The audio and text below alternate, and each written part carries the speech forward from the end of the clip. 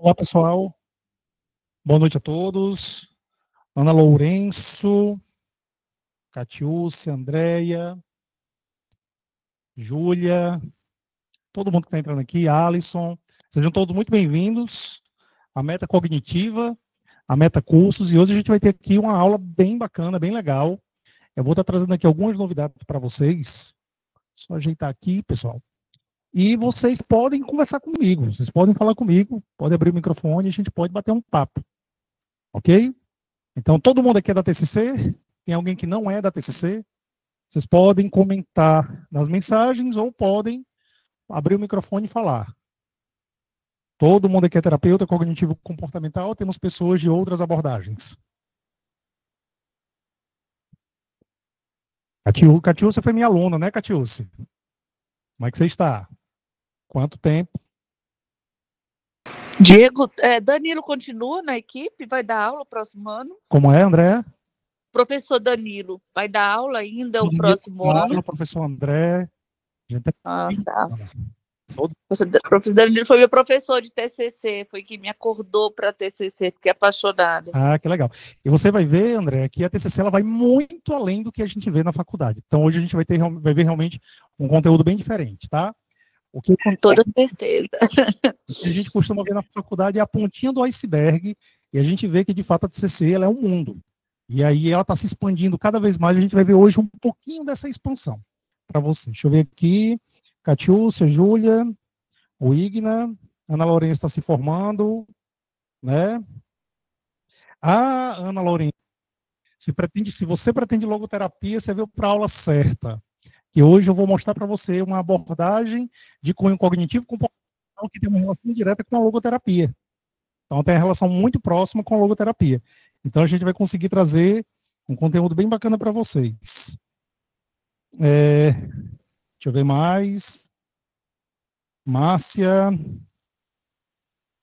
está me parabenizando. Obrigado, Márcia. Bom, vamos lá. Vamos começar, pessoal.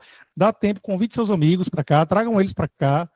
Eu garanto a vocês que eu vou falar de coisas que vocês nunca ouviram falar. Pelo menos boa parte de vocês, suponho que nunca ouviram falar, porque é um conteúdo que no Brasil se fala muito pouco, né? Algo que eu vou trazer se fala muito mais, e tem uma coisa que está começando agora, está começando há bem pouco tempo, e eu vou estar trazendo um pouquinho disso para vocês. Então, vamos conhecer essa nova terapia cognitivo-comportamental. Eu sou o Dr. Diego Gonçalves, vou só passar aqui. Então,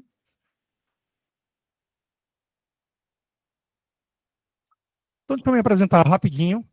Eu sou o Dr. Diego Gonçalves, sou doutor em psicobiologia, sou terapeuta cognitivo-comportamental, sou o CEO do grupo Meta Cognitiva, é um grupo que ele hoje ele corresponde à clínica cognitiva, que é exatamente onde eu estou nesse momento, a clínica Neopsicologia e a Meta Cursos, que está em construção. Então, a Meta Cursos, já a gente está realmente num outro ambiente, trazendo muita novidade. Eu vou mostrar um pouquinho para vocês terem uma noção de exatamente o que é que a gente está fazendo aqui em Natal. Sou ex-coordenador de mestrado em psicologia, NP, sou coordenador dos cursos de especialização em terapia cognitivo-comportamental e terapia do esquema, sou professor de pós-graduação em psicologia e sou membro da Manchester University, que é a Universidade da Flórida. E, acima de tudo, sou um entusiasta por inovação e psicologia. E eu vou estar mostrando também um pouquinho disso para vocês.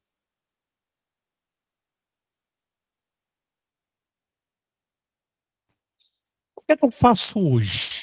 Pessoal, com o que é que eu trabalho? Eu trabalho, acima de tudo, com gestão de psicologia e com a gestão da vida profissional de vários psicólogos, tanto na minha clínica como fora da minha clínica. Ou com os cursos de especialização, ou com o desenvolvimento profissional, desenvolvimento de carreira para psicólogos. Então, de modo geral, eu tenho ajudado os psicólogos a crescer profissionalmente. Eu peguei isso como missão de vida. A gente tem até um lema aqui que a gente fala, que é viver dignamente da psicologia. E eu resolvi fazer isso porque um dia me disseram que eu não conseguiria. Assim que eu passei no vestibular, eu fui todo contente de contar para meu pai que eu tinha passado, e ele estava com uma amiga, e ela disse assim, passou no vestibular? Eu disse, foi. Ela disse, para quê? Medicina? Eu disse, não, psicologia. Ela estava feliz, aí ela deu aquela desanimada e disse assim, é um curso lindo, mas você vai morrer de fome. E eu fiquei com aquilo na cabeça, pensando, poxa, será que realmente tem que ser assim? Por que geralmente as pessoas desacreditam tanto na psicologia? Por que geralmente os próprios psicólogos, eles desacreditam na psicologia? E eu comecei a construir uma lógica do que eu deveria fazer para poder crescer profissionalmente, e aí eu vou contar um pouquinho para vocês sobre tudo isso. Então hoje eu faço isso porque desacreditaram. E eu tenho certeza que vários de vocês passaram por isso. Bota aí no chat quem teve alguém, ou da família, ou amigo, ou da própria faculdade que desacreditou que você poderia viver de maneira digna da psicologia. Bota um eu aí só para mim saber a quantidade de pessoas. Vamos botando aí para mim ter uma ideia. Tá, olha só. Márcia já botou, Nailson. Olha a quantidade de pessoas, pessoal. É muito frequente isso, né? Deixa eu só ver aqui o que escreveram. Morre de fome, né? Não dá dinheiro. O Igna, sabe o que é interessante? Eu estou falando de algumas empresas, eu vou mostrar para vocês que a gente tem, né? Vários de vocês que são daqui de Natal conhecem essas empresas, e eu nunca trabalhei com outra coisa que não fosse psicologia. Então, sempre, a única atividade da minha vida que eu fiz que não era relacionado com a psicologia foi atendente de disque, água e gás, quando eu tinha 18 anos de idade. Tirando isso, todo o restante foi relacionado à psicologia. Aqui é aqui é na meta cognitiva, né? Onde eu estou, essa rádio fica aqui atrás, exatamente. A gente tem uma rádio aqui na clínica, que é uma rádio sala de aula. Na verdade, é uma rádio onde a gente grava boa parte dos nossos conteúdos. Também. Fomos patrocinadores do Congresso Brasileiro de Terapias Cognitivas, que teve esse ano, aqui em Natal. E aqui eu estou com algumas autoridades, né? Algumas pessoas importantes. Vicente Caballo, aqui Bernardo Rangel, também professora Ângela Donato, fiz algumas apresentações também no Congresso Brasileiro, e aí a gente conseguiu, uma empresa local, uma empresa aqui da cidade, conseguiu patrocinar também o Congresso Brasileiro. Aqui é a meta cognitiva, onde eu estou nesse momento, eu estou no auditório da meta cognitiva, né, para poder trazer esse conteúdo para vocês. Aqui é a Neopsicologia, que é a nossa clínica mais recente, e aqui é a meta cursos, que está em construção, ela fica em frente à meta cognitiva, a gente está construindo exatamente nesse momento. Então, a gente está desenvolvendo o projeto da meta cursos, que tem um específico de poder gerar experiência pedagógica para as pessoas. Então, assim, a gente não quer somente oferecer aula, a gente quer oferecer experiência. E aí, a gente tem salas temáticas, especificamente para poder oferecer experiências diferentes para vocês. Então, a gente quer realmente que você tenha vontade de passar o sábado ali, estudando com a gente, e fique. E tenha vontade de continuar, tenha vontade de ficar. Então, nossas salas, elas são temáticas, né? Ela está em construção nesse momento, daqui a mais ou menos 2 a 3 meses, vai estar tudo pronto. Mas, nem tudo foi assim. Nem tudo começou assim. Essa foi minha primeira sala. É a única foto que eu tenho da minha primeira sala, com tudo emprestado, porque eu não tinha dinheiro para comprar. Então aqui a cadeira era do pai, a mesa era da mãe, o ar-condicionado, que não gelava, só ventilava, era da avó. Então o início ele foi muito difícil, como todo mundo. E geralmente nesse momento a gente está desacreditado. A gente não acredita que a coisa pode funcionar e que pode dar certo, né? E a gente começa a atender os pacientes, eles não aparecem, e a gente começa a ficar cada vez mais animado. Quem aqui passou ou passa por isso? Quem aqui viveu isso, pessoal? Essa história que aconteceu comigo acontece com boa parte dos profissionais da psicologia. Então, quase sempre, eles iniciam bem desmotivados porque eles vêm dessa história de descrédito, tanto por parte da família, como por parte dos amigos, como por parte, às vezes, da própria faculdade. Outra pergunta, quem teve professor?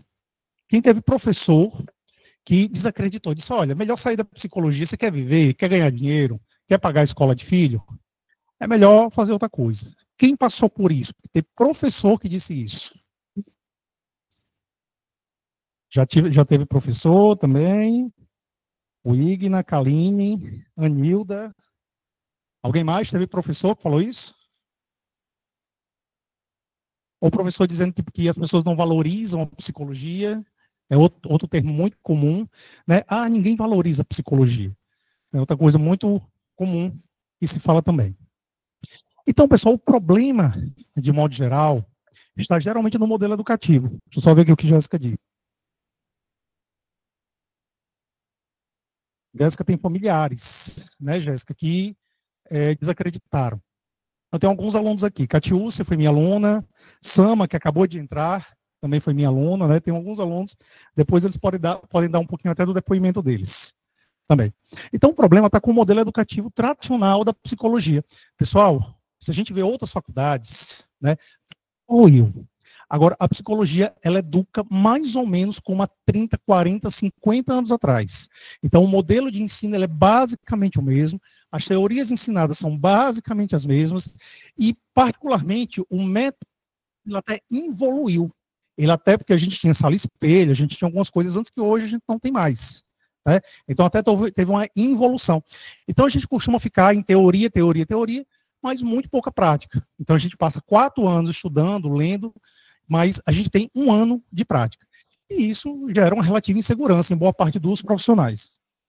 Então, é extremamente baseado em teoria, com várias informações equivocadas, inclusive, muitas informações erradas, né? E pouca prática, como eu acabei de citar. Então, o dilema: lidar com mitos, muitos erros, muitos erros. Lidar com a perspectiva do professor, que costuma ser um defensor de uma abordagem. Ele não é um cientista, que ele tenta te dar a melhor informação. Ele é um defensor de uma abordagem, ele vai defender aquilo ali com unhas e dentes. Né? E lidar com o descrédito da vida profissional, que as pessoas estão o tempo todo mencionando e falando que acontece. Então, no fim, a faculdade não prepara você para o mercado, não prepara para a prática, é rasa de conhecimento, não te ajuda a desenvolver as habilidades que promoverão o seu desenvolvimento profissional. E você entra na verdade, muito realmente sem saber das informações adequadas. Hoje, num dos grupos que eu tenho, eu recebi uma pergunta bem interessante, que a pergunta era o seguinte: peraí, eu sou obrigado a dar recibo fiscal se eu faço valor social? Qual? Acordo com o paciente é esperança. A partir do momento que ele pede o recibo fiscal, você não tem alternativa, você tem que dar o recibo fiscal, é um direito dele. Você faz o acordo na esperança que ele vai cumprir, mas legalmente não tem nada que você possa fazer caso ele venha te pedir o recibo fiscal. Então essas informações a gente não tem. Eu estou falando de um profissional que já tem 5, 6 anos de vida profissional, né? E mesmo assim ela não sabe informações como essa, porque isso não é ensinado, isso não é passado para você. Ok? E é assim que se leva à faculdade. Resultado: psicólogos absolutamente inseguros na realização da sua prática clínica. Então, o psicólogo, eu costumo dizer que na faculdade, o profissional ele aprende muito o que não fazer, mas ele aprende muito pouco o que fazer. Quando eu era coordenador de mestrado em psicologia, era algo que eu batia muito, era algo que eu tentava falar muito, e tentava combater isso. Mas existe toda uma cultura de que realmente a gente tem que estar muito preocupado com o que pode fazer de errado e esquece aquilo que a gente pode fazer de correto. Também. Eu vou trazer também hoje aqui para vocês um personagem que a gente vai estar mostrando gradualmente no decorrer da aula. Esse personagem ele foi um aluno meu, José Irving, e a gente vai ver um pouquinho da saga dele. E a história de José Irving é uma história muito bacana, porque ele foi meu aluno em uma faculdade aqui da cidade de Natal, na UniRN, e ele sempre foi um excelente aluno. E o Irving, ele sempre muito participativo, sempre muito estudioso, e o Irving, um dia eu me encontrei com ele, e aí eu perguntei como é que ele estava, ele já tinha saído da faculdade, e ele disse que tinha desistido da psicologia. E eu perguntei por quê. E ele disse: professor, estava complicado conseguir paciente, era muito difícil conseguir, e eu fui fazer outras coisas. Aí eu fui ser barman, eu fui ser garçom, eu fui tentar aprender a tatuar, e aqui está um pouquinho da vida de Irving, no momento que ele fez tudo isso. Né? Ele como tatuador, ele como garçom, ele foi tentando outras coisas para ver se alguma coisa na vida dele funcionava. E assim o Irving levou a vida. E eu lembro que o Irving era um aluno muito aplicado. Eu sempre acreditei muito nele enquanto profissional da psicologia. E eu disse: Irving, vamos fazer o seguinte, a gente tem um curso lá, vamos participar desse curso, que eu tenho certeza que as coisas vão funcionar para você. E ele ficou relutante, disse que não queria, que estava difícil, que a grana era curta e tudo mais, até que ele resolveu, né, depois de um tempinho de insistência, ele resolveu participar, e já já a gente vai ver exatamente qual que percurso foi esse que ele fez. Ok? Bom, pessoal, eu estou falando muito, e eu tenho certeza que vocês querem entender um pouquinho sobre a TCC, né, e sobre essa novidade que eu tenho falado acerca das terapias cognitivas comportamentais. E aí eu vou apresentar um outro personagem para vocês. Pessoal, quem é ele? Quem é esse personagem? Botem aí no chat. Quem vocês acham que é ele? E aí, Luciano? Anilda, pode falar se quiser.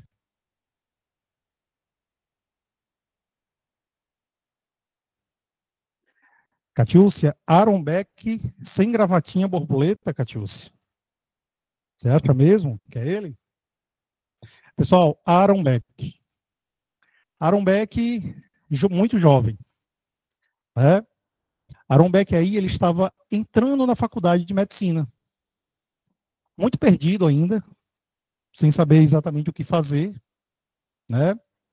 Aaron Beck, ele resolveu entrar na faculdade de medicina porque a mãe dele tinha o que atualmente a gente chama de transtorno bipolar.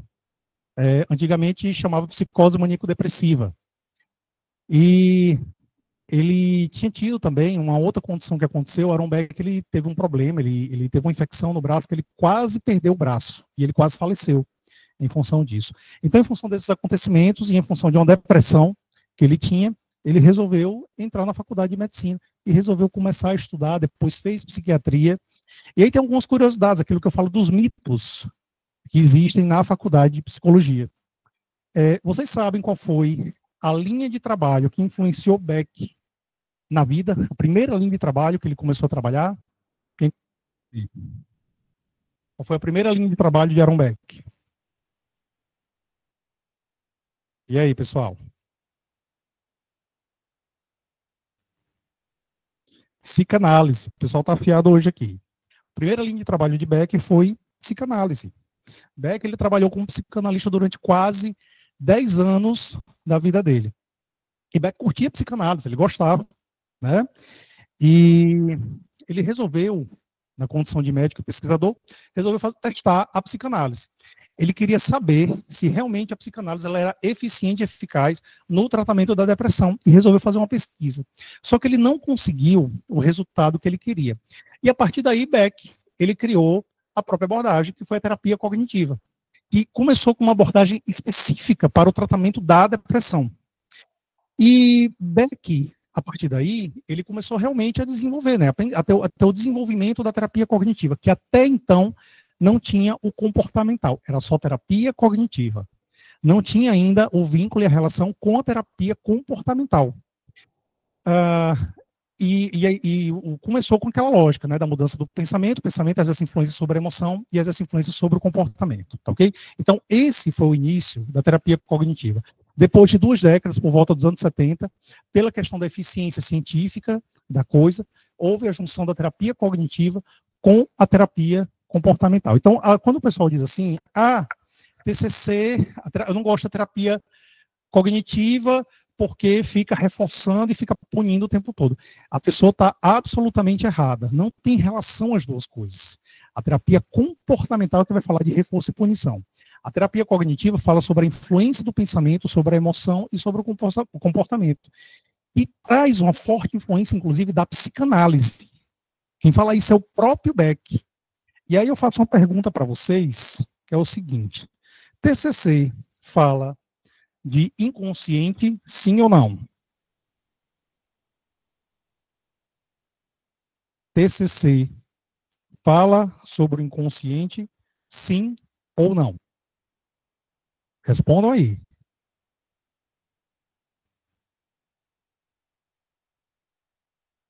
O Igna, olha só, o Igna foi aluno da Meta, sabe dar a resposta direitinho. O pessoal fala. Mas todo mundo diz que não. Na verdade, existe uma classificação de consciência que Beck desenvolveu, assim como Freud. que ele divide, como o Igna disse aqui, em pré-consciente, consciente e metacognição. Então, a divisão é essa. Pré-consciente, porque eu posso acessar essas informações que estão guardadas, elas estão latentes, mas com um pouquinho de esforço eu consigo acessar. Consciente, porque eu estou tendo acesso agora nesse momento, e metacognição é eu me debruçar no pensamento, que é exatamente o que a terapia cognitiva faz. É esse olhar para os meus próprios pensamentos, de identificá-lo e tentar modificá-lo. Né? Então, foi isso que Aaron Beck veio desenvolver a partir de então. Ok? Fernanda, acredito que esses julgamentos vêm pelo menos fazer de cada profissional e muitos se ingestam bastante. Exatamente, Fernanda. Por isso que eu estou dizendo que tem muitos mitos. Então, quando a gente fala de terapia cognitiva, tem muitos erros. A faculdade, ela ensina de maneira muito equivocada, né? Então, mistura terapia cognitiva com comportamental, fala de conceitos que não existem, dizem que o autor não fala de coisas que fala. Quem quiser, pessoal, no finalzinho, eu mando um livro para vocês, onde Beck fala sobre o inconsciente. Eu mando esse material para vocês darem uma olhada, tá? Inclusive, um dos termos que Beck usa é inconsciente cognitivo. Então, ele tem o conceito de inconsciente cognitivo, ele fala sobre isso também. Eu mando, Anilda, pode deixar. Então, mas Beck, ele era um pesquisador. Beck, ele era um cientista. E quem faz pesquisa, quem já fez pesquisa na vida, de ordem quantitativa, sabe que a gente precisa sistematizar um processo para poder outra pessoa conseguir fazer a replicação desse processo. E aí Beck criou uma abordagem sistemática, diretiva, focada na resolução de problemas, focada em metas, empática e objetiva. Ele criou uma abordagem com esse fim. Lembre-se, ele era um pesquisador. Diego, mas então eu tenho que seguir exatamente desse jeito. Não, você não tem que seguir exatamente isso. Inclusive com PBE, com psicoterapia baseada em evidências, no momento, falado o tempo todo que o ambiente clínico, ele não tem como replicar exatamente a pesquisa, eu não tenho como fazer uma replicação tal qual, né? Então, eu não tenho que fazer uma replicação absoluta desses princípios que são falados aqui, pessoal. Eu vou o máximo possível fazer uma aproximação, mas obviamente todo mundo que atende sabe que às vezes eu estou trabalhando um paciente com uma temática sobre depressão, acontece um fato na vida dele, ele vai trazer aquela demanda. Eu vou falar sobre aquilo aquele dia, e não sobre o assunto que cotidianamente a gente vem falando, tá ok? Então, a terapia cognitiva, ela não precisa de uma replicação absoluta de que Beck criou. O pessoal ainda pode chamar os seus amigos, tá? Traga todo mundo para cá. Então, a lógica geral da TCC. A lógica geral é pensamento, aquilo que eu penso, a interpretação que eu tenho da realidade, ela exerce uma influência sobre a emoção e exerce uma influência sobre o comportamento. Se eu penso que as pessoas são cruéis, eu possivelmente vou ter uma relativa desconfiança, eu vou ter medo, muito possivelmente, e eu vou ter uma conduta evitativa. Essa foi a explicação de Aaron Beck. Então, o que é que ele defende? Ele defende que se eu mudo essa forma de pensar, se eu consigo fazer a modificação dessa forma de pensar, mudar a emoção e, consequentemente, eu também consigo mudar o comportamento. Então, as premissas, os fundamentos da TCC. O pensamento exerce influência sobre emoção e comportamento, eu acabei de citar. O pensamento pode ser identificado. Então, com um pouquinho de treino, a gente pode identificar o pensamento do paciente. Ok? Então, eu consigo realmente fazer a identificação do pensamento do meu paciente. O pensamento pode ser modificado, e modificando o pensamento, modifica-se também a emoção e o comportamento. Esses aqui são os fundamentos da TCC. E aí, os pesquisadores da terapia cognitiva desenvolveram uma série de estratégias e técnicas para que a gente pudesse fazer a modificação do pensamento, consequentemente da emoção e do comportamento. Técnicas essas cognitivas, e depois houve a junção das técnicas comportamentais com esse mesmo fim, com esse mesmo objetivo. Ok? Então, por exemplo, RPD, Registro de Pensamentos Disfuncionais. Eu tenho aqui várias colunas, onde ele faz a identificação do pensamento, identificação da emoção, identificação do comportamento, e depois tem uma coisinha chamada resposta alternativa, ou pensamento alternativo. As pessoas são cruéis, deixa eu ver aqui, Meu chefe não falou comigo. Emoção, medo, comportamento, né? Pensamento gerado, pensamento que gerou. Eu acho que ele vai me demitir. Emoção, medo, comportamento. Comportamento fica ansioso, fica tenso, fisiologicamente eu tenho taquicardia, eu me torno mais evitativo em relação ao meu chefe. Pensamento alternativo, bom, se eu não tenho nenhum motivo para me preocupar, ele deve estar apenas de mau humor. E aí eu testo na vida para ver se realmente o pensamento ele tem coerência, ele realmente corresponde à realidade, para que assim a gente possa estar ajudando a pessoa a ter pensamentos mais funcionais. Essa é a lógica da terapia cognitiva. E aí a gente tem várias técnicas, flecha descendente, questionamento socrático, né, temos teste de evidências, temos uma infinidade de técnicas para poder promover esse tipo de modificação. Isso aqui, por exemplo, é um diagrama de conceituação cognitiva. Quando seu paciente chega na sessão, ele vai relatar suas queixas e demandas.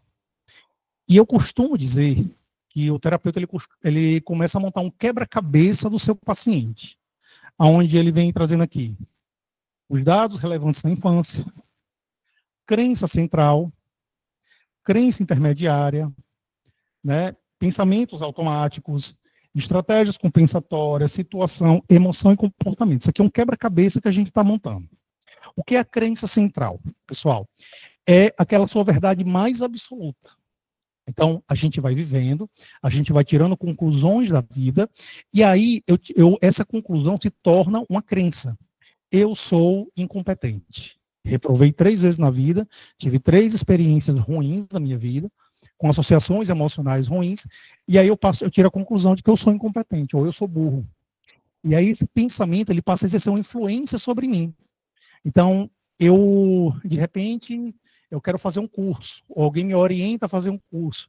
Aí o pensamento ele é ativado. Não, você é burro, você vai reprovar. Você é incompetente, você vai reprovar. Então, essa é a lógica do que acontece tipicamente, nesse momento, né? E aí o terapeuta ele vai montando isso aqui. Pessoal, ele vai organizando isso aqui, ok? Ele tem aqui uma medida do que fazer com o seu paciente, que caminho ele vai percorrer para poder estar ajudando o seu paciente. Pessoal, só avisando a todo mundo, finalzinho a gente vai ter sorteio de livro, ok? Então, quem ficar até o final vai participar do sorteio de livro. A essas crenças a gente chama de pensamentos disfuncionais, é um pensamento que ele perdeu a função. Então, se eu reprovei na vida 3 vezes, eu tenho que pensar alguma coisa do tipo assim, opa, peraí, eu preciso melhorar, eu preciso evoluir em alguma condição. Só que às vezes esse pensamento, ele é para ir embora, né? Mas ele fica com a pessoa. E aí ele gera padrões de pensamentos ou de comportamentos disfuncionais. E aí, para poder estar lidando com isso, a TCC desenvolveu técnicas cognitivas, emocionais e comportamentais. Exemplo, medo. Quem tem medo aqui, deixa eu ver. Quem tem medo da noite, de sair sozinho à noite? Alguém aqui tem? Bota aí para mim ver. Quem tem medo de andar sozinho à noite, ou andar de carro tarde da noite? Aline tem. Aline, abre aí o microfone, por gentileza. Lininha. Boa noite. Tudo bem? Como é que você está? Estou bem. Aline, você se incomoda que eu faça aqui uma breve demonstração da TCC com você? Não. Vamos lá. Situação, sair à noite. Qual é o pensamento que vem na sua cabeça? Medo. Medo é o sentimento. Tem um pensamento que antecede esse sentimento. Você consegue identificar qual é? Deixa eu ver. Um pânico? Eu vou te ajudar. É o pensamento assim, as pessoas são confiáveis, as pessoas são boas e nada de errado vai acontecer comigo. Quanto que você concorda com esse pensamento que eu acabei de citar? Isso vai mais assim em relação a, né, você a crer no outro, né? Acreditar, confiar no outro, né? Você acredita que à noite nada de errado vai acontecer com você? Ou você pensa o oposto disso? Penso o oposto. Então, tenta agora trazer o pensamento. Se é o oposto disso, tenta me colocar em uma frase qual é o pensamento que vem na sua cabeça.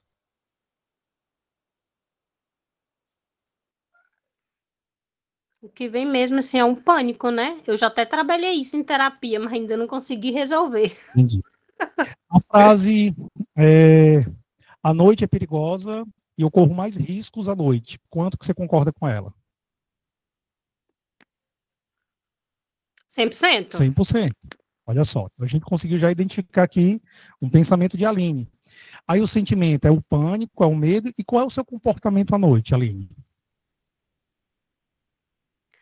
O meu comportamento já é nem sair à noite, eu evito sair à noite. Você tem uma postura evitativa. Aqui a gente tem a relação, Aline, muito obrigado, viu? Nada. Aqui a gente tem a relação, pensamento, emoção e comportamento. Inclusive, essa crença de Aline é uma crença muito comum, muito típica, né? Se a gente entende que esse pensamento está gerando uma conduta que está atrapalhando a vida de Aline, a gente vai chamar isso de um pensamento disfuncional. A Aline não sai à noite de nenhuma forma, né? Então, a Aline tem um prejuízo por conta disso. Então, a gente vai trabalhar para poder ajudar a Aline a fazer a modificação desse pensamento. Com isso, ela ficar mais tranquila à noite, né? E de repente, sair eventualmente. Agora, imagina que eu tento colocar para a Aline o pensamento de a noite é maravilhosa, nada acontece à noite, ela pode sair sem nenhum medo e sem nenhum problema. Isso ajuda a Aline, esse pensamento, ou não? Coloquem aí no chat. Esse pensamento, ele vai ser bom para a Aline ou vai ser ruim? Pessoal, nada de errado vai acontecer à noite, a Aline pode sair. Quem é de Natal sabe do que eu vou falar, ela pode de 2 da manhã estar lá na praia de Ponta Negra sem problema nenhum. Isso é bom ou ruim, Catiúcia?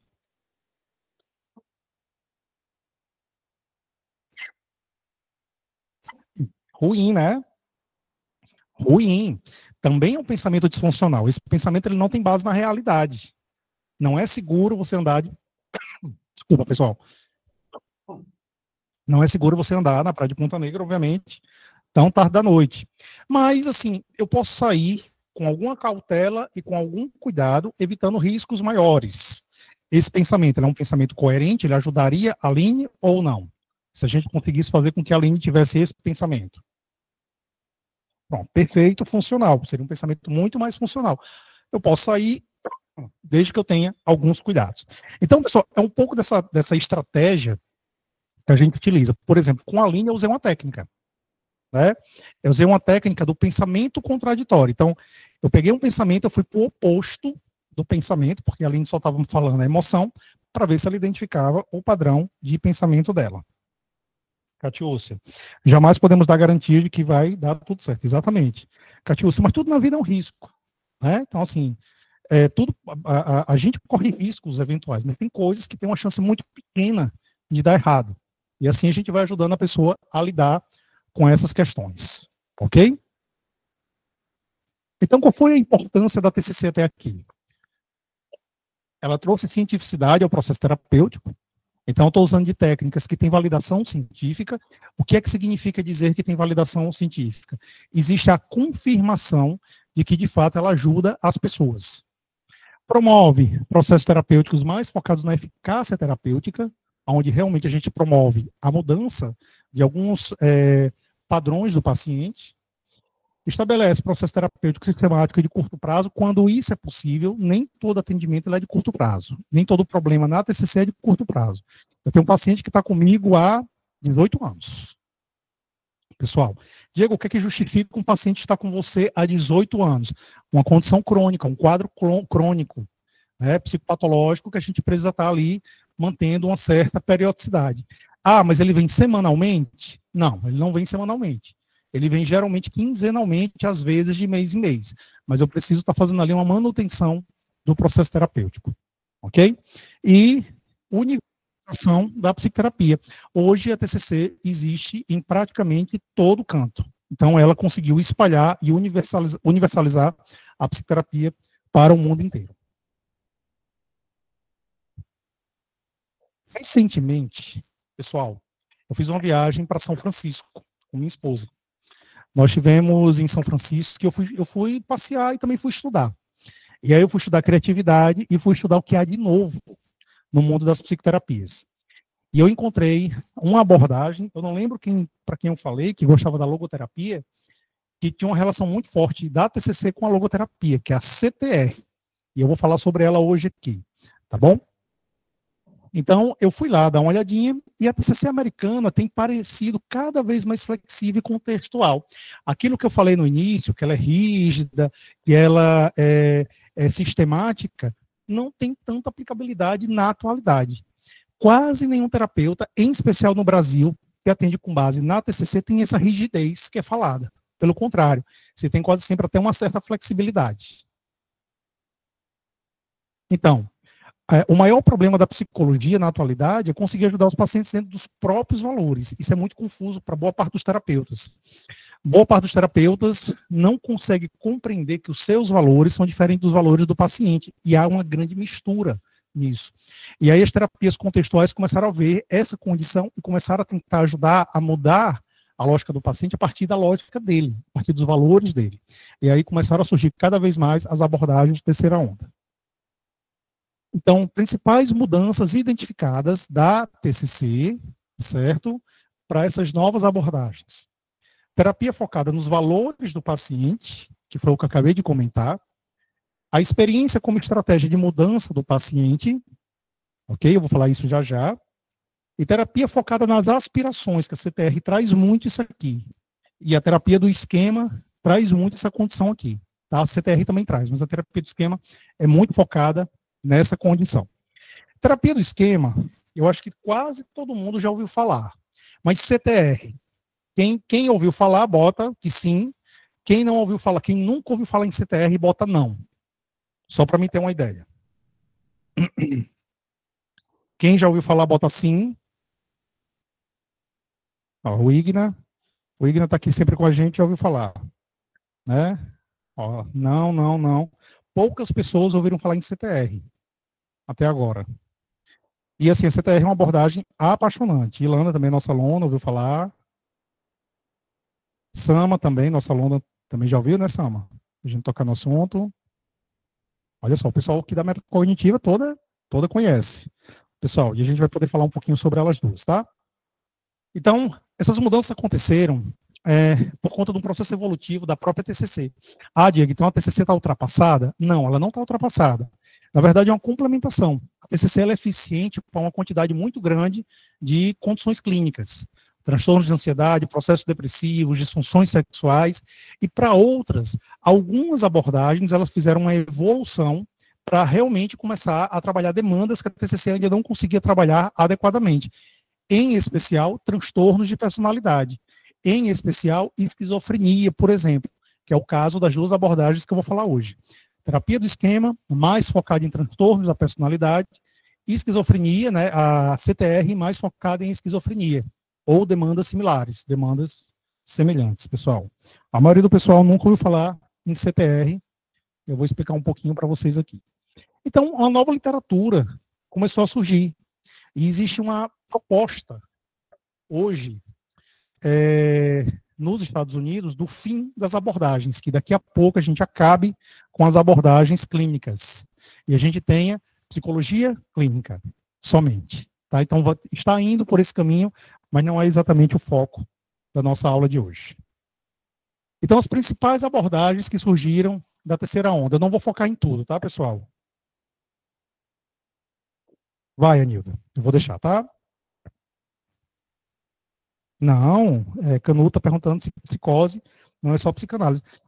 Na verdade, pessoal, quando a gente fala em psicoterapia baseada em evidências, a gente está falando de psicoterapia onde a gente fez pesquisa científica. Eu sempre falo muito da importância da relevância de Freud, né? O que seria de nós se não fosse Freud? Freud foi que deu realmente embasamento para o desenvolvimento da psicologia clínica.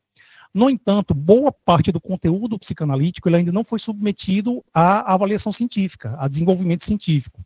Então, outras abordagens estão pegando os conceitos da humanista, da Gestalt e até mesmo da psicanálise estão testando, estão fazendo esse teste.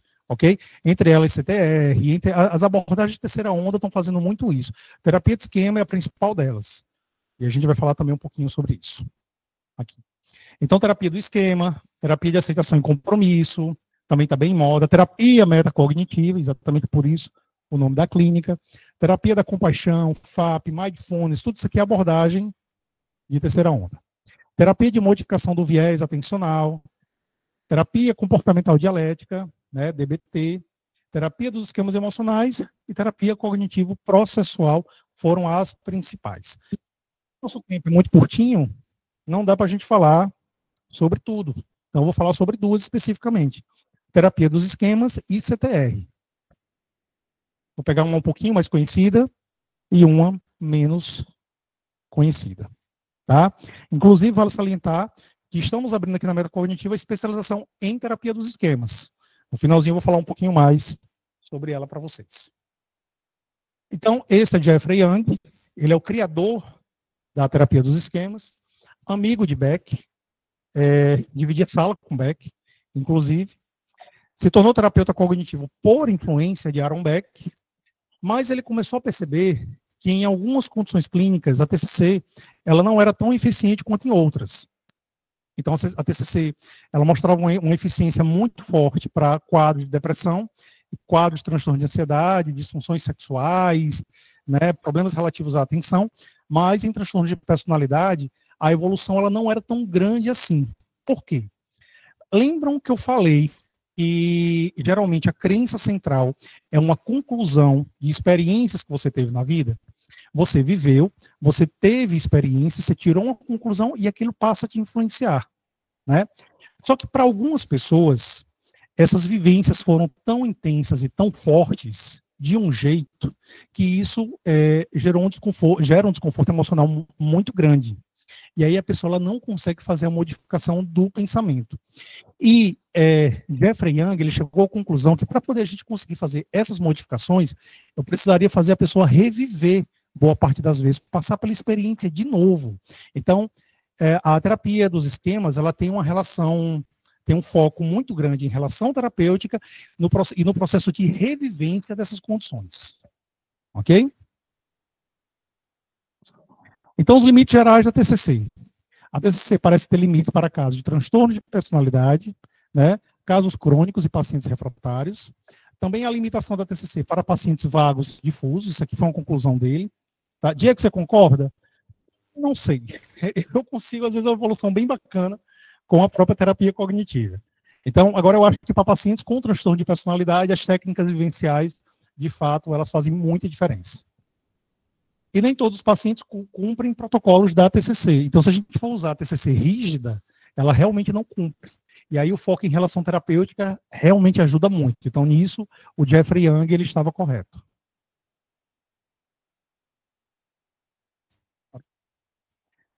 Então, o que é a terapia do esquema? É uma proposta inovadora que visa ampliar conceitos e tratamentos da TCC clássica. Então, ela expande, ela é quase que uma complementação da terapia cognitivo-comportamental.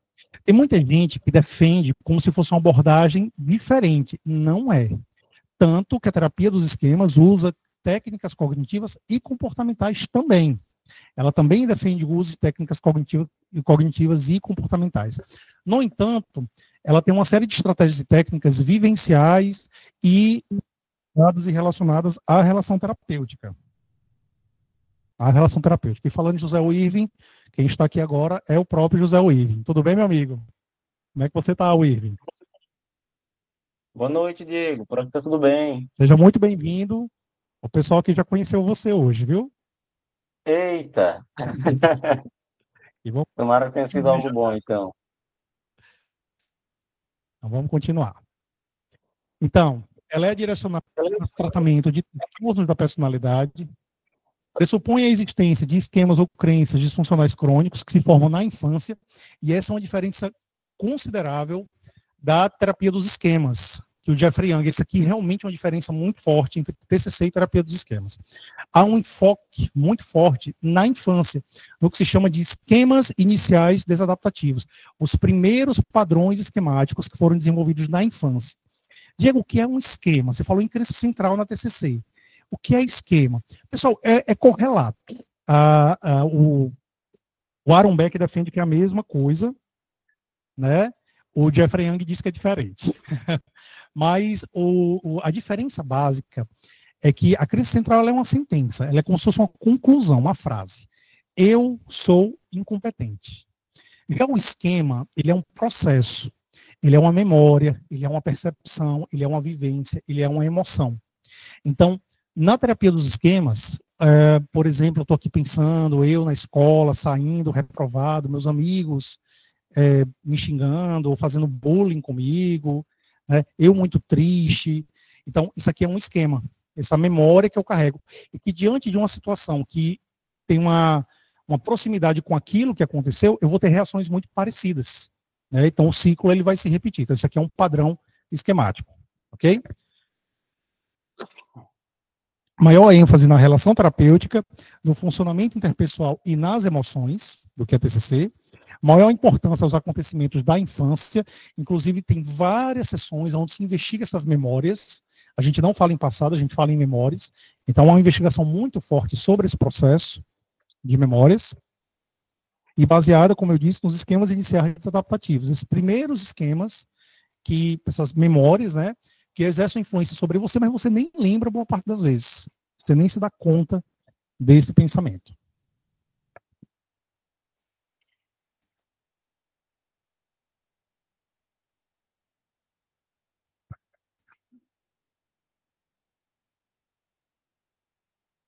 Então, uma coisa que Jeffrey Young fala muito, ele fala numa coisa chamada necessidades não atendidas.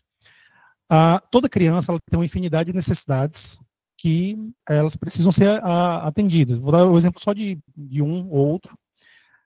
Apego seguro. Né? Apego seguro. Inclusive, assim, a teoria do apego, do John Bowlby, exerce uma influência muito forte sobre a terapia dos esquemas. Então, apego seguro é uma necessidade básica. A criança se sentir segura diante dos seus cuidadores. Isso é uma necessidade básica.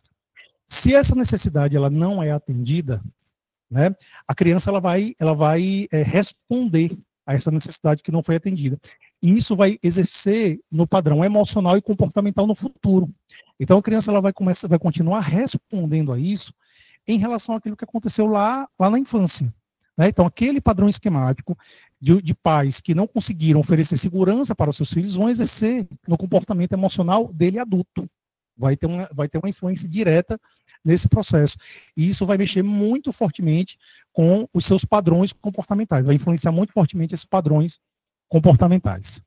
O que o terapeuta faz nesse momento? Ele costuma, na relação terapêutica, usar de estratégia para suprir parcialmente essa necessidade não atendida, que se chama de reparentalização limitada. Limitada porque o terapeuta tem limite, ele não tem como ocupar o lugar do pai dessa criança. Mas dentro das possibilidades, ele tenta oferecer um pouquinho dessa necessidade que não está sendo correspondida. Então, a reparentalização limitada, ela é uma postura, né, uma postura do terapeuta de poder suprir essas necessidades que não foram atendidas.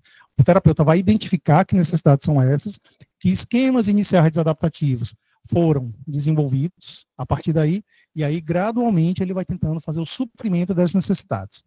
Geralmente, na terapia de esquema, existem muitos protocolos de avaliação para identificar esses esquemas, né, desadaptativos, e também há muita técnica vivencial, onde a gente coloca a pessoa para realmente reviver alguma dessas memórias.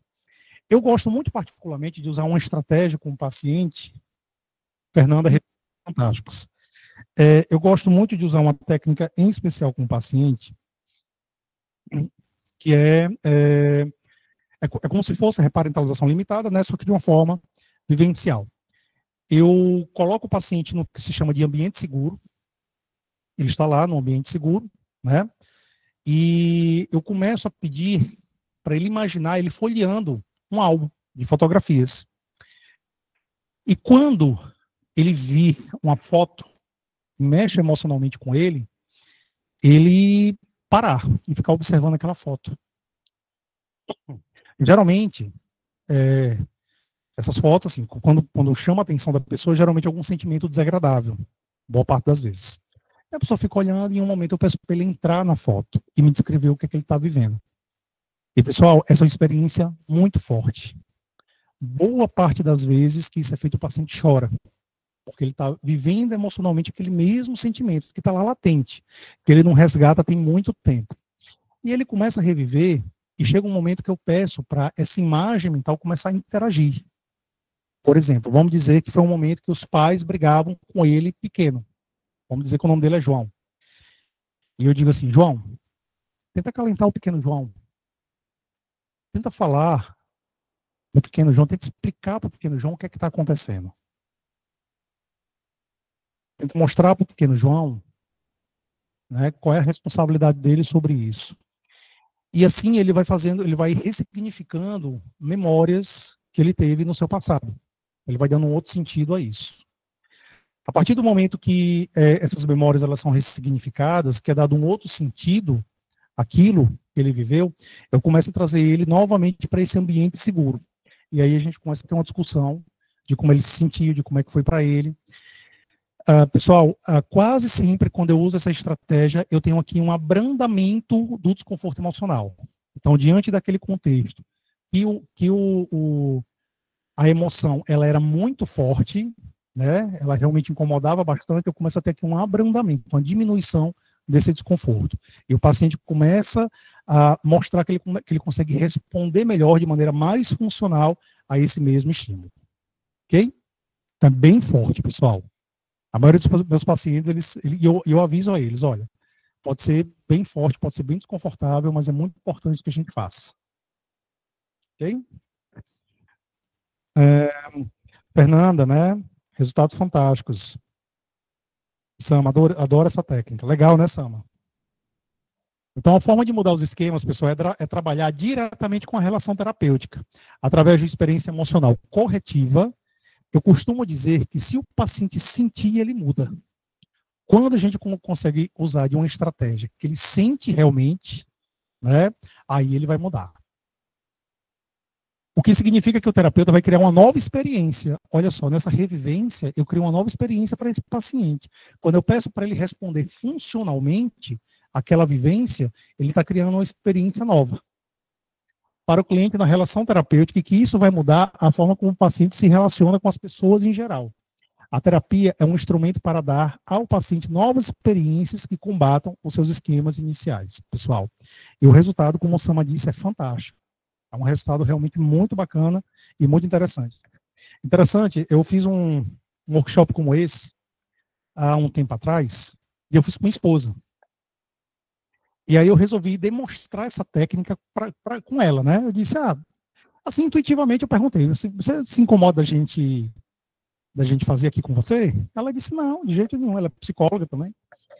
E aí a gente começou exatamente num ambiente seguro, passou pelo álbum, e ela parou numa imagem que era ela na escola com a mãe, uma festinha dessas que tem de Dia dos Pais, Dia das Mães. E ela começou a relatar o que ela estava vivendo, o que ela estava vendo, e ela começou a chorar. E eu perguntei para ela por que ela estava chorando. E ela disse, porque meu pai trabalha na Marinha Mercante e ele nunca está nas minhas festinhas. E que eu tenho muita vontade, eu sempre quis muito que ele participasse e ele nunca podia estar junto comigo. Aí eu voltei, quando encerrou o workshop, eu falei, poxa, você entrou mesmo no papel, né? Ela disse, não, eu chorei de verdade. Eu falei, então, peraí, realmente a técnica fez você ter uma intensificação emocional? Ela disse, eu tive, e realmente eu chorei porque o esquema foi ativado de fato. Eu realmente sofria muito porque meu pai não estava presente. Né? Então, assim, não foi nada combinado esse dia.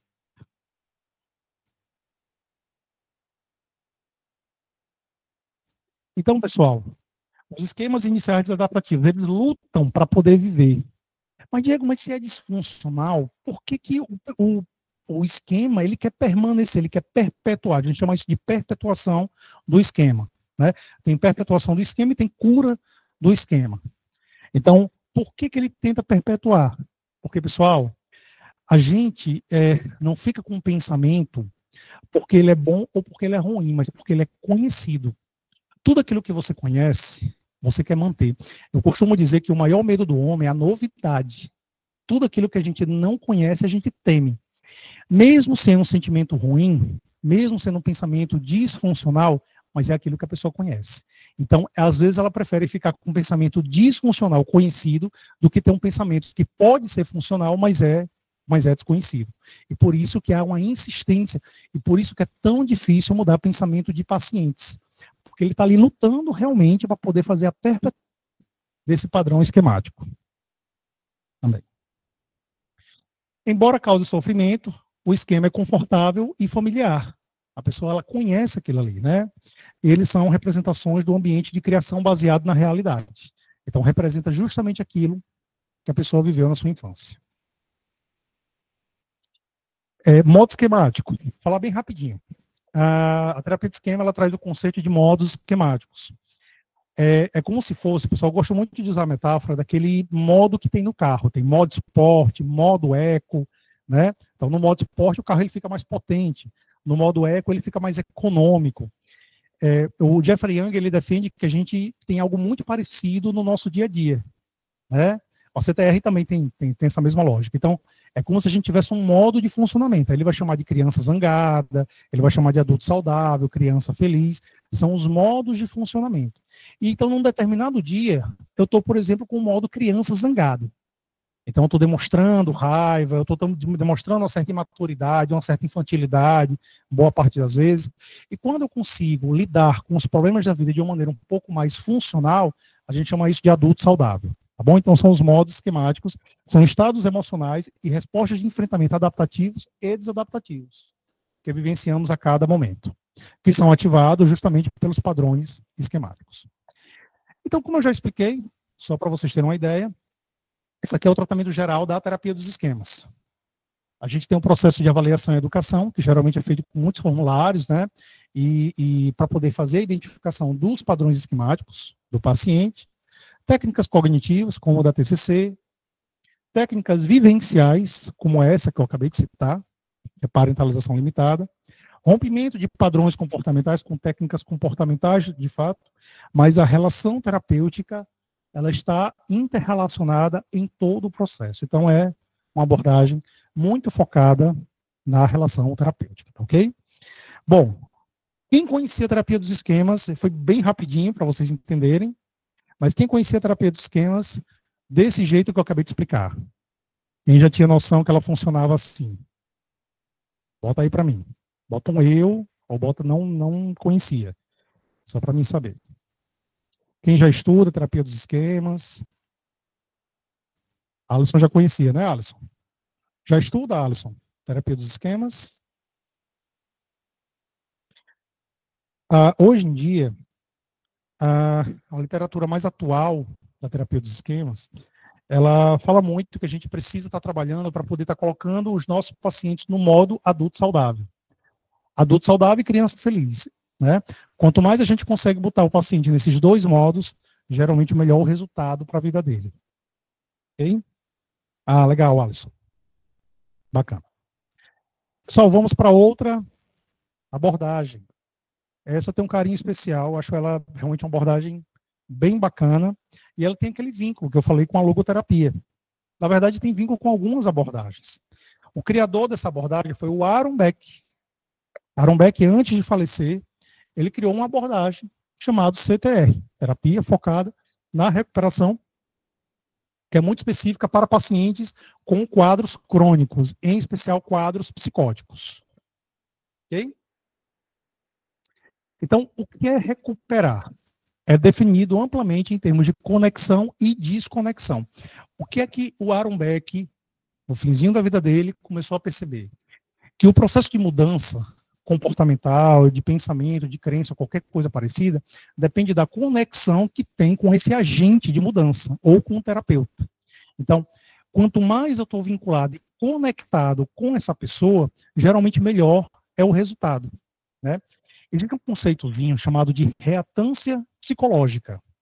A reatância psicológica é a perda da liberdade de tomada de decisão do paciente. Então, quando eu digo para o paciente que ele tem que fazer tal coisa, a chance dele fazer cai. No entanto, se eu dou liberdade para poder ele executar, eu aumento as possibilidades dele fazer aquela conduta especificamente. E aí, com o paciente com esquizofrenia, isso é multiplicado. É bem mais difícil a gente conseguir fazer essas mudanças com o paciente com esquizofrenia.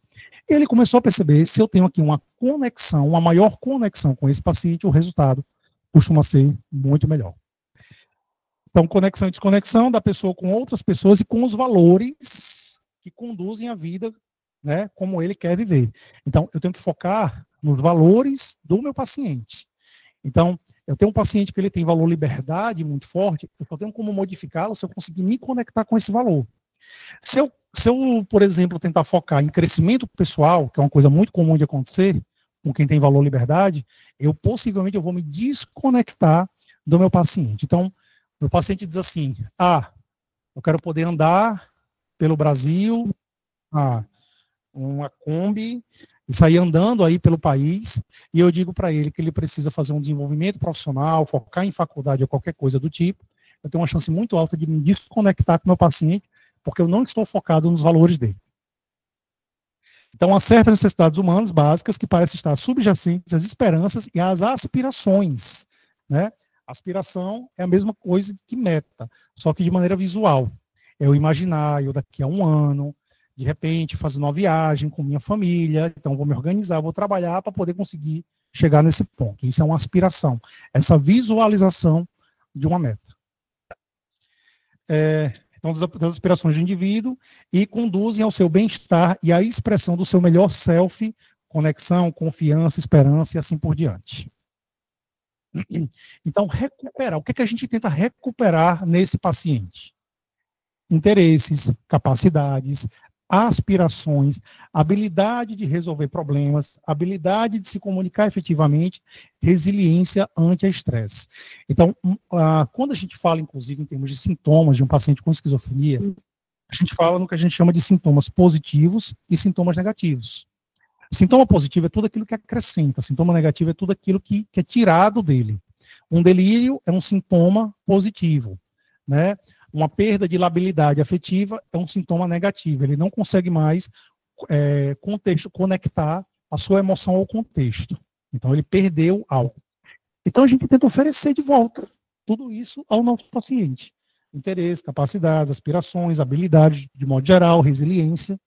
Isso acontece por esse processo de conexão.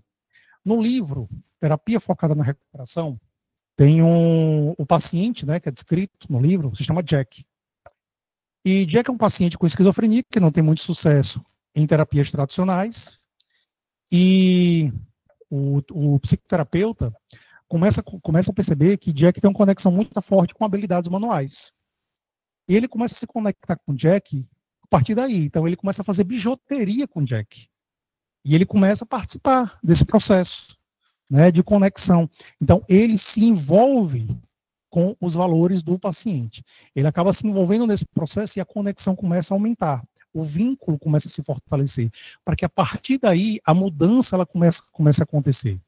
E a gente vai mostrar já como é que ela acontece com esses pacientes. Então, quando a gente fala nas terapêuticas tradicionais, inclusive medicamentosa e tudo mais, a doença mental ela está em foco. Ela é o agente principal de mudança. Então, o foco na doença mental.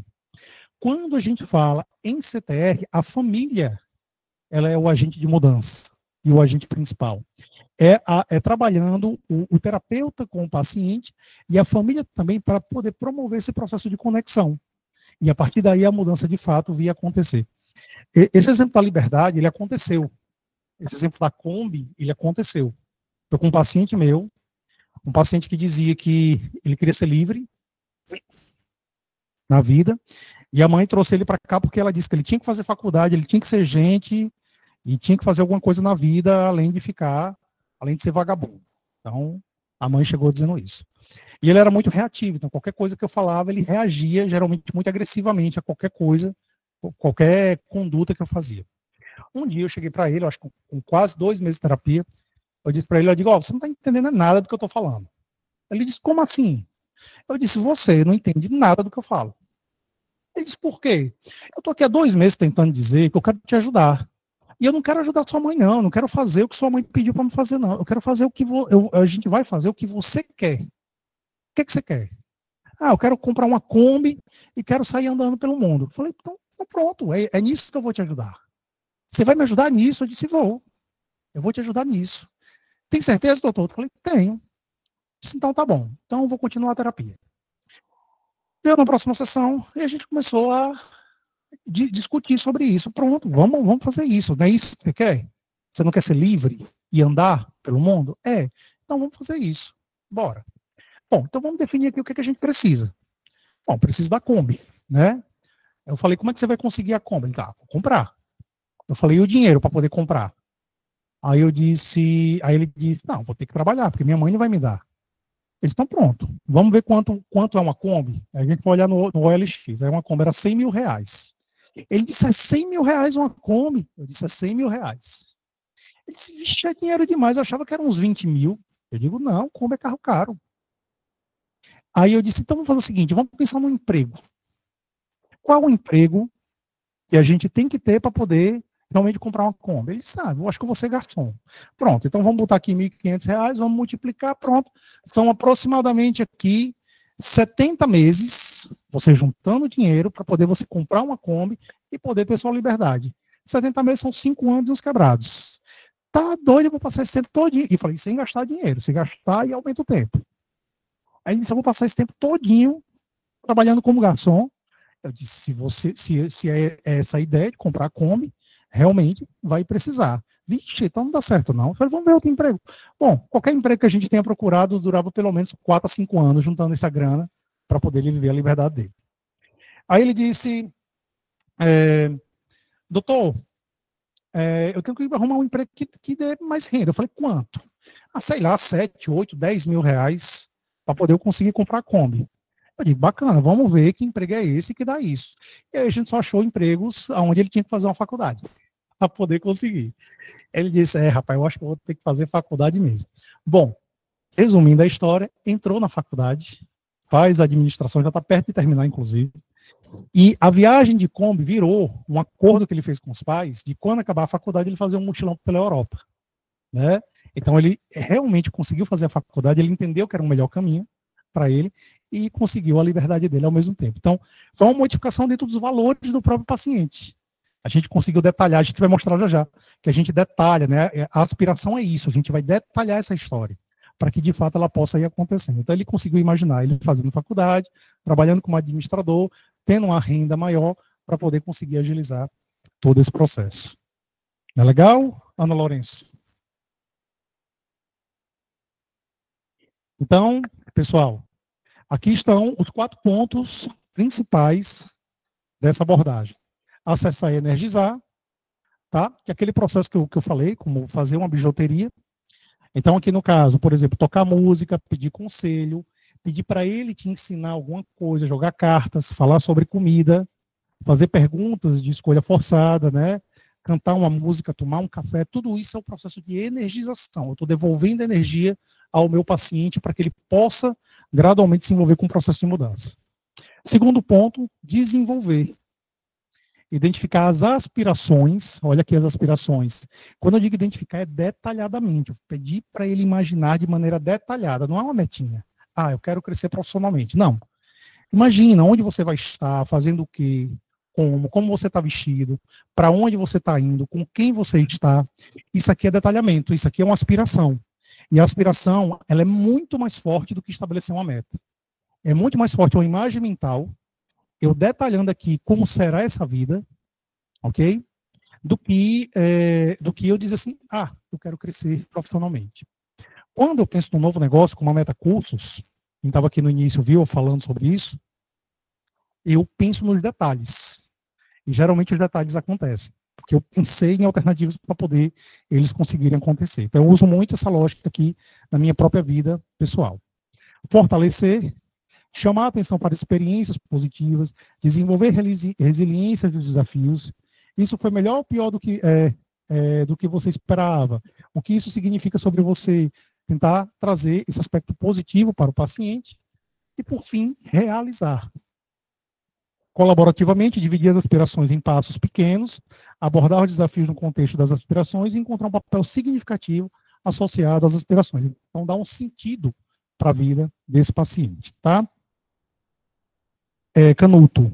Sim, a CTR ela está voltado em especial para transtornos psicóticos. Então, o foco dela realmente são transtornos psicóticos. A CTR ainda fala, assim como a terapia de esquema, ela fala em modos. Só que ela divide em 2 modos, diferente da terapia de esquema, que tem muitos modos, né? Ela fala em modo paciente e modo adaptativo. O modo paciente sabe aquele dia que você está chateado, com raiva, zangado, não quer papo com ninguém? Aquilo é um modo paciente. Todos nós temos nosso modo paciente. Aquele nosso pior dia, aquele dia que a gente não está legal, é o nosso modo paciente. Então, esses pacientes, tipicamente essas pessoas, elas estão muitos dias em modo paciente. Muito frequentemente elas estão em modo paciente, ok? E o que a gente tem que fazer é tentar colocar o paciente o máximo que a gente puder no modo adaptativo, que é a melhor versão do paciente ativada. É a ativação daquela melhor versão do paciente, o dia que ele está contente, funcional, está trabalhando, está executando algumas ações realmente importantes para ele, ou para a família dele, ou para os amigos dele. Então, isso é o modo adaptativo. Padrões de pensamento, emoções e comportamento na sua melhor versão. É isso aqui que a gente tenta colocar o nosso paciente. Os desafios. Dias em que as pessoas não experimentam esse melhor self. Dias em que o paciente está em modo paciente. Às vezes ele não quer papo com você. Isso acontece muito. Não quero conversar hoje não. Ok, eu respeito. Eu aceito. No outro dia, quando o modo paciente diminuir um pouquinho, a gente vai realmente fazer intervenção com esse paciente. Falta de prazer, desmotivação, sentimento de desesperança, desorganização, inflexibilidade, alta agressão, tudo isso aqui é modo paciente. Quando estão no modo paciente, as pessoas se veem como fracas, incompetentes, incapazes, e os outros como ameaçadores. Ok? Como a CTR pode ajudar o paciente?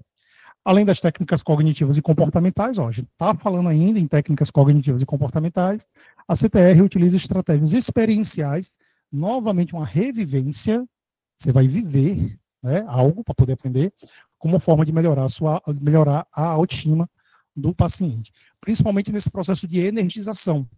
Então, a gente faz ele viver para poder a gente conseguir realmente devolver a energia para o paciente. E o que o terapeuta pode fazer nesse contexto?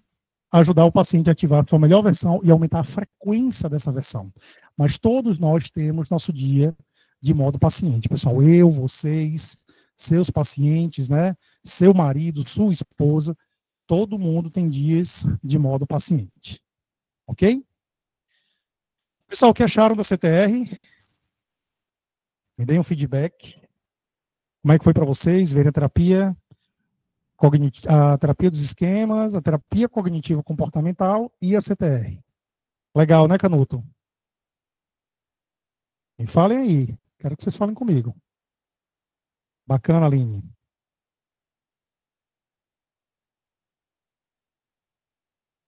Usa, né, Wigner? Ainda não, Canuto, mas será daqui a algum tempo. Ela ainda é muito novinha, né? Ela ainda é muito novinha. Ok? Mas depois de um tempo... Ilana, a base teórica da CTR. Ela é uma terapia de base cognitiva comportamental, mas ela traz muito das abordagens humanistas, Ilana, em especial logoterapia. Porque, assim como na logoterapia, a gente está dando um sentido à vida do paciente aqui também, né? Então, tem muito de logoterapia, tem muito de bases humanistas, muito de ACT também, terapia de aceitação e compromisso. Então, tem muito de tudo isso. Então, é uma abordagem... Agora, é uma abordagem que ela está começando, pessoal. Ela não tem 2 anos. Então, ela realmente está começando agora. Ela tem muito pouco tempo. O Aaron Beck, ele desenvolveu, assim, já para falecer, já um pouquinho antes de falecer. Então, ela é uma abordagem que ela ainda vai crescer muito, né? Ela está nesse momento.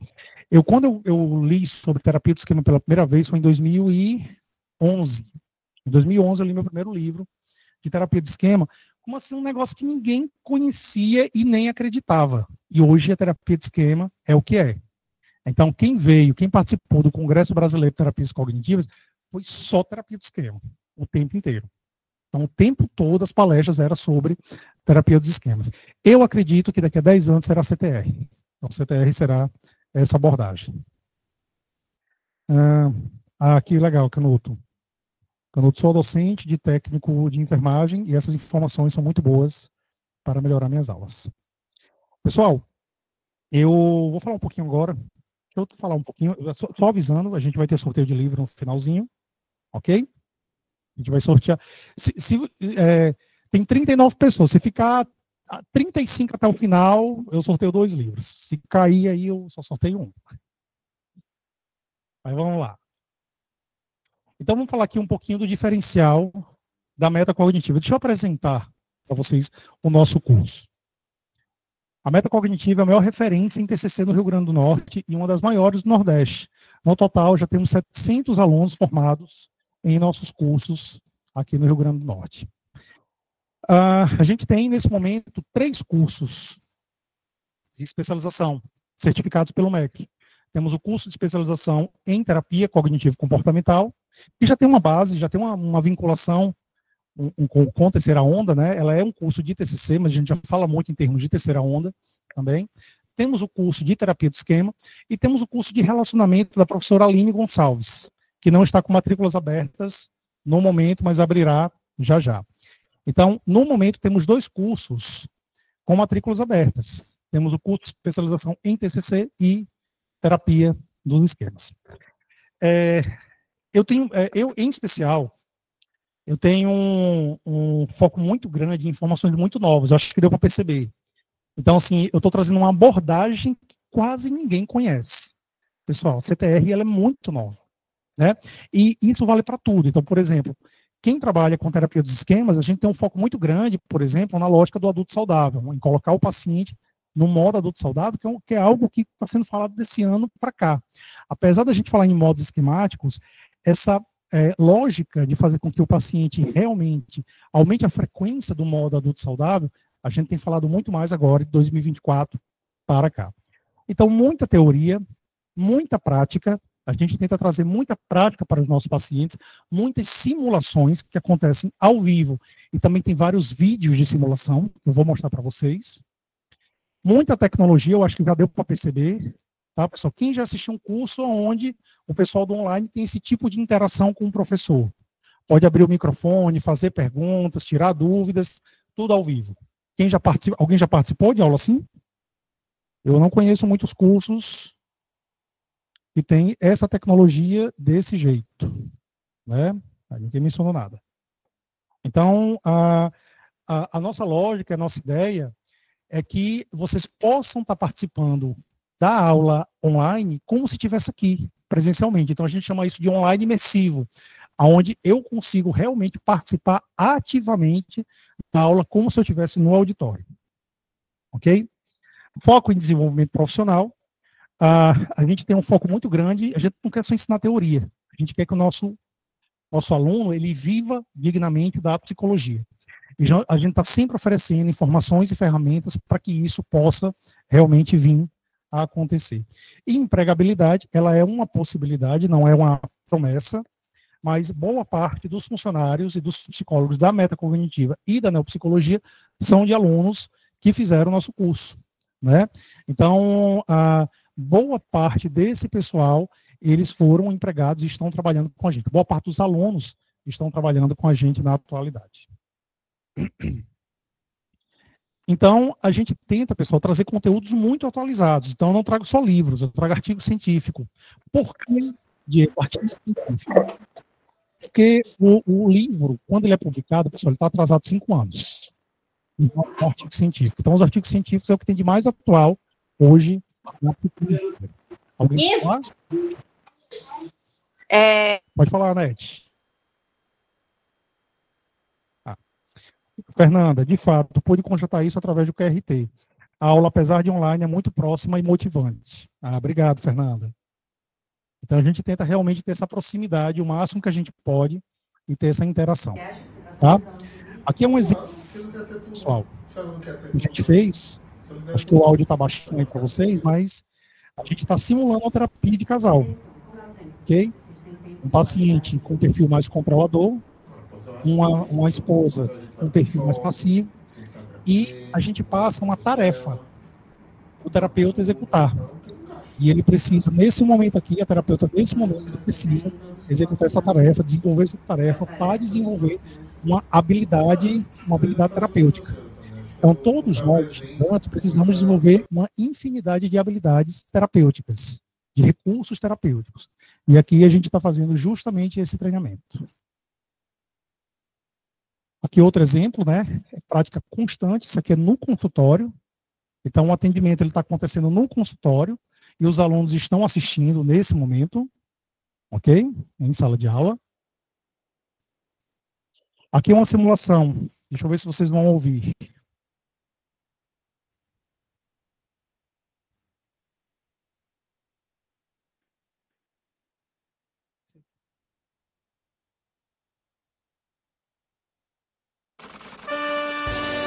Só me confirmem se vocês estão escutando.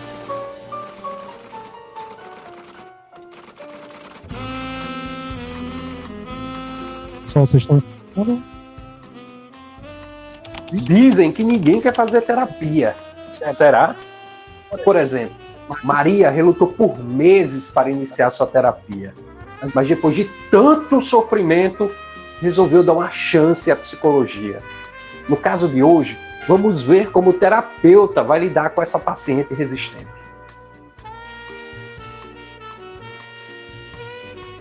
Maria, doutor Diego está chamando.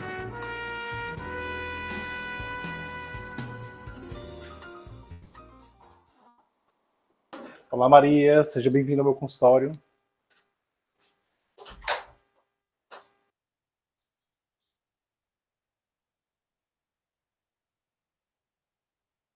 Maria, aceita um café? Não, obrigada, Diego. Maria, como é que eu posso te ajudar? Eu nem sei por onde começar.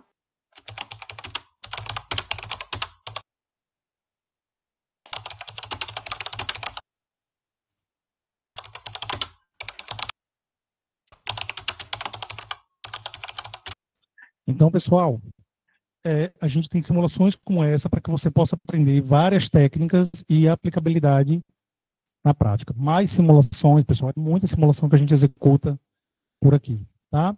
Justamente para poder promover o desenvolvimento dessas habilidades. Fernanda, você chegou a participar de simulação? Você fez simulação comigo no QRT?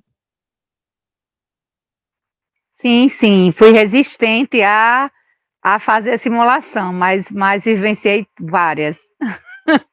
O Irving fez várias também, não foi o Irving? Fiz sim, Diego. Fiz no de TCC e no de QRT, se não me falha a memória. Legal. Então, pessoal, a gente tem uma base tecnológica muito forte, ok? E eu não vou conseguir mostrar para vocês aqui a nossa plataforma, mas a nossa plataforma, ela tem algumas coisas que são bem específicas nossas. Primeiro, você tem um professor,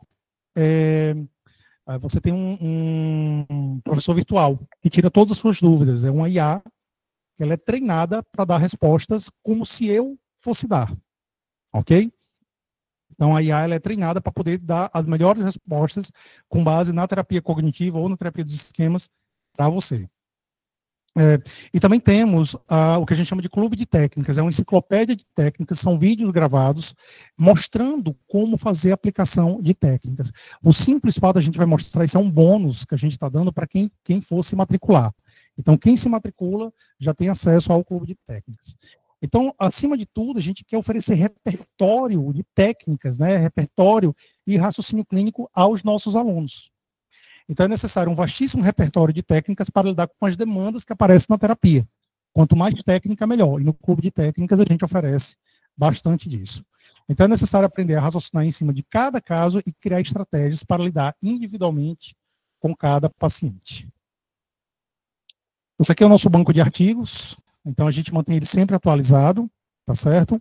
Então, a gente busca os artigos mais atuais, a gente vai acrescentando nas nossas pastas para que vocês possam ler e realmente estarem bem atualizados e não ficar se baseando só em livro, já que a gente tem um atraso aí de publicação. Então, também na nossa plataforma, a gente tem aqui o banco de artigos. E, como eu disse, foco no desenvolvimento profissional, que vocês vão ver também com mais detalhes já já. Então, bom, eu vou mostrar o vídeo, mas o Irving está aqui, depois o próprio pode falar. Vamos ver como é que o Irving, né?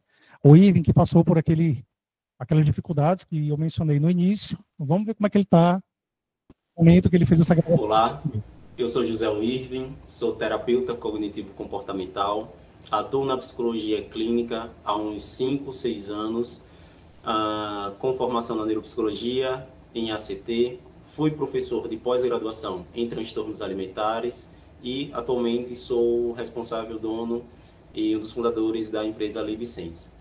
Fui um dos alunos concluintes da formação em TCC, oferecido pela Metacognitiva e pelo professor Diego. E essa formação ela tem um grande impacto na minha história na psicologia. Porque lá no passado, assim como a maioria dos alunos, né, que se forma na graduação, eu saí da faculdade com todas as minhas inseguranças. Eu não conseguia fazer um primeiro atendimento, não conseguia ter uma primeira sessão com o paciente. Eu não sabia como conduzir, eu não sabia se era necessário utilizar uma técnica. E na formação eu aprendi muitos assuntos, eu aprendi muitas condutas, muitas técnicas, que foi um grande diferencial na minha carreira. E naquele passado, né, quando eu saí ali da graduação, eu era aquele profissional que eu tinha 1, 2, quando estava estourando 3 pacientes na minha agenda, mas que nenhum deles passavam da 3ª sessão. Mesmo oferecendo ali um serviço, uma sessão por um preço social, um preço mais baixo, para ver se o paciente podia pagar, né, para que o financeiro não fosse uma questão para eles, eles não desenvolviam, eles não ficavam comigo, né, porque eu não estava entendendo, não compreendia o que era a necessidade do paciente, eu não sabia como resolver, né, resolver o problema dele, não sabia qual era a necessidade que ele estava tendo na terapia. E o curso de formação ela me deu essas habilidades de ter essa escuta mais refinada, de ser mais assertivo no que eu vou utilizar com aquele paciente. E voltando para esse passado, para vocês terem uma ideia, na minha história, né, como eu não conseguia ter esse engajamento de clientes na minha agenda, era um ou outro paciente muito perdido entre um mês, atendia um mês sim, 4 meses não, e eu alugava a sala, fazia contrato com o aluguel da sala, então eu tinha muitos prejuízos. E eu precisava trabalhar em outras áreas, eu fazia bicos para poder pagar, né, o espaço que eu estava alugando.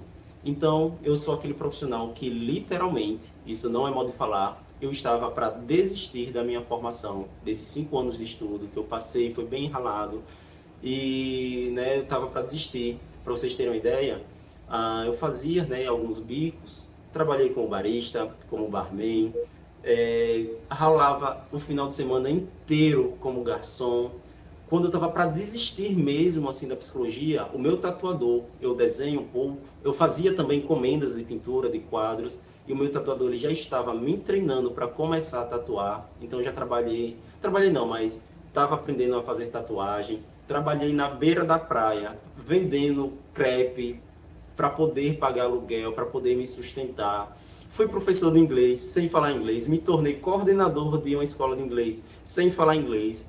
Tudo isso num grande desespero, porque naquela época a psicologia ela não era rentável para mim.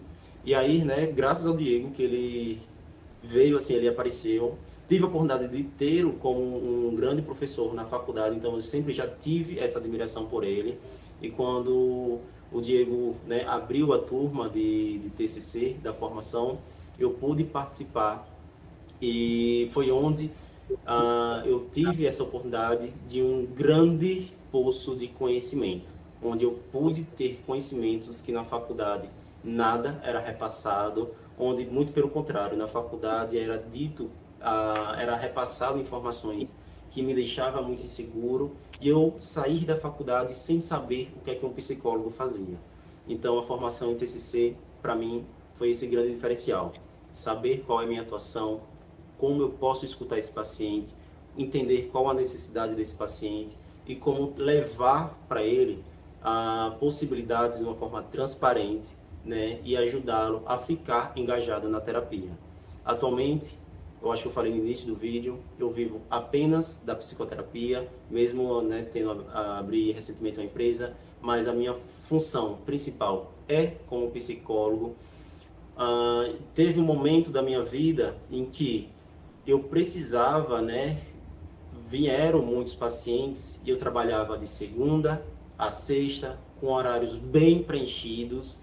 Isso foi bom durante o tempo, mas hoje eu me permito, por exemplo, de trabalhar de segunda a quinta-feira, trabalhar apenas um período, e isso ser o suficiente para mim.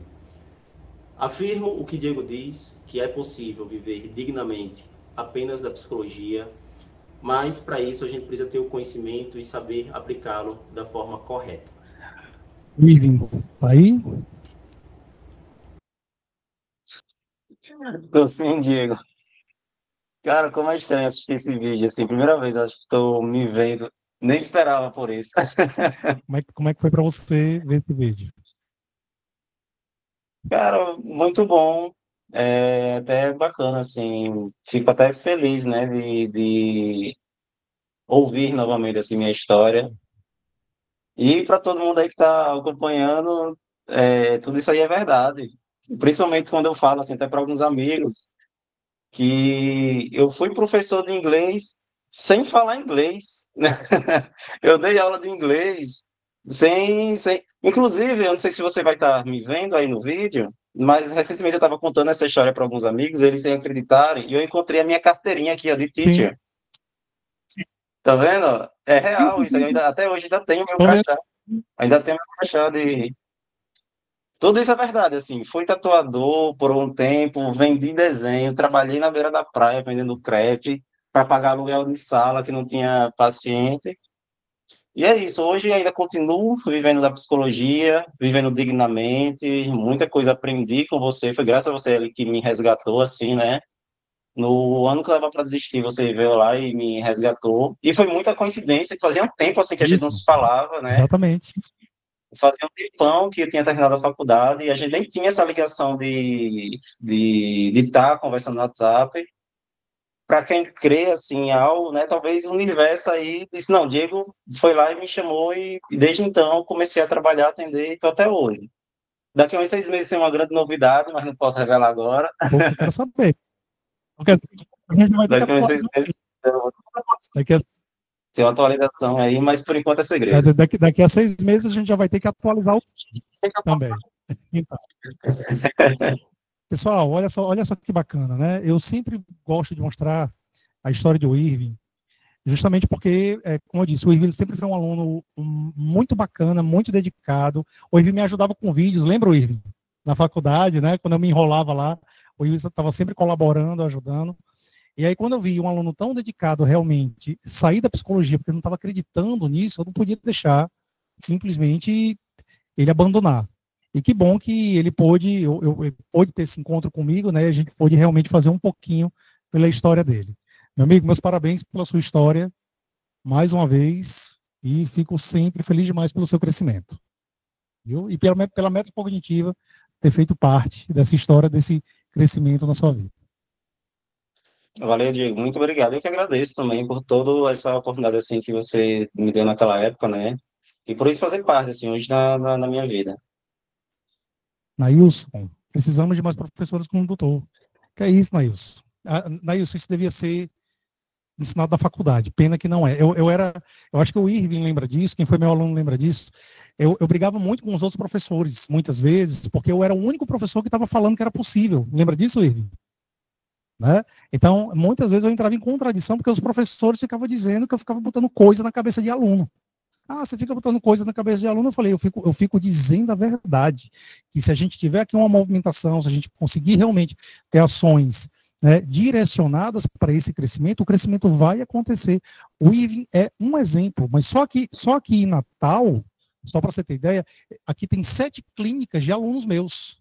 Então, no decorrer desse tempo, a gente tem quase a abertura de uma clínica por ano de alunos nossos. Tirando consultório particular, tirando pessoas que têm agenda lotada. Pessoal, então é assim que a coisa tem funcionado aqui na Metacognitiva. Deixa eu só ver aqui as mensagens que o pessoal colocou. Raquel, é possível sim, parabéns. José, parabéns, professor Diego. Espero que no próximo relato de sucesso seja o meu. Tem que ser, Raquel.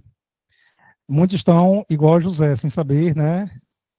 E dão aula sem falar inglês. Fernanda, na verdade, a maioria dos professores desmotiva os alunos quando essa parte financeira. É muito triste ver essa realidade. Fui sua aluna há mais de 10 anos atrás e você dizia que chegaria onde você está hoje. Você sempre disse que era possível viver da psicologia. Né? E não é bacana, Raquel? A gente poder conversar 10 anos depois e ver que aquilo que eu falava lá na faculdade, né, está se realizando não só para mim, está se realizando para mim e para os alunos. Então, a filosofia, ela funciona. A filosofia, ela não dá só segurança aos psicólogos, porque geralmente os psicólogos daqui, eles se sentem muito seguros para poder estar lidando com os pacientes, né? Mas eles também crescem profissionalmente, como foi o caso de Irving. O Irving é um caso eu posso citar 30 aqui, o Irving, Marília, Janoise, Matheus, Renato Brito, Renato Rosa, todo esse pessoal que eu acabei de citar, eles vivem de maneira digna da psicologia, pessoal. Ok? A plataforma eu não consigo mostrar, mas eu consigo depois mandar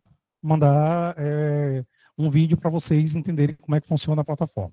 Então, nós temos banco de artigos, banco de simulações, tudo isso aqui tem na nossa plataforma, e a experiência de um profissional com mais de 18 anos de mercado, né, no atendimento da TCC, 12 anos de docência, 9 anos de gestão de clínicas de psicologia, e agora de curso de psicologia também, com a Metacurso, né, que a gente está abrindo, e no desenvolvimento profissional de psicólogos, então com mais de 700 profissionais, aonde eu ajudei a crescer profissionalmente. Aqui está alguma das empresas e cursos que eu faço parte nesse momento, pessoal.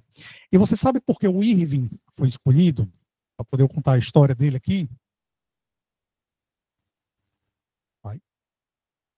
Porque ele representa muitos de vocês, né? Então, a história do Irving, ela não é uma história isolada. Ontem eu recebi uma aluna de graduação aqui em Natal, veio falar comigo, pedindo para me ajudá-la. Ela não é minha aluna, ela não faz curso comigo. Diego, me ajuda, eu estou desesperada. Eu falei, o que foi? Eu estou saindo da faculdade, ninguém me ensinou o que fazer, ninguém me ensinou como crescer, aonde eu devo realmente fazer o primeiro investimento. Os aluguéis de sala são muito caros, eu não sei como cobrar e eu não sei como me conectar com novos pacientes. E eu vou receber essa pessoa segunda-feira para poder instruir essa pessoa e para poder estar ajudando em todo esse processo, pessoal. Então, metacognitiva é isso. Metacognitiva é segurança, a abordagem que você quer, naquilo que você escolheu, mas também desenvolvimento profissional. Tudo isso a gente faz aqui na metacognitiva. Como é que estão os nossos ex-alunos? 75% dos alunos da gente, né, dos alunos aqui da metacognitiva, desses 700 alunos, tem pelo menos 25 pacientes particulares, eles conseguem 25 pacientes particulares em até 2 anos. Alguns abriram cursos, então, NAMP Clínica, de Geraldo, que foi nosso aluno, Evolve, de Matheus, que foi nosso aluno, a Cognicê, de Mariana, que foi nossa aluna também, tem a clínica de Vinícius, tem a clínica do bairro, de Pablo, só que eu citei 5, né, tá faltando 2 aí ainda para citar, mas é muito comum os nossos alunos eles conseguirem esse desenvolvimento profissional. Nosso coordenador, Vinícius Marques, que também foi nosso aluno, né, e hoje é o nosso coordenador, na verdade, Vinícius agora é meu sócio, então ele é sócio da Metacurso, junto comigo, também. E o nosso curso, você pode assistir presencialmente, então aqui é um auditório, temos cadeiras aqui, e nós temos geralmente alunos aqui participando, e assistindo junto com a gente também.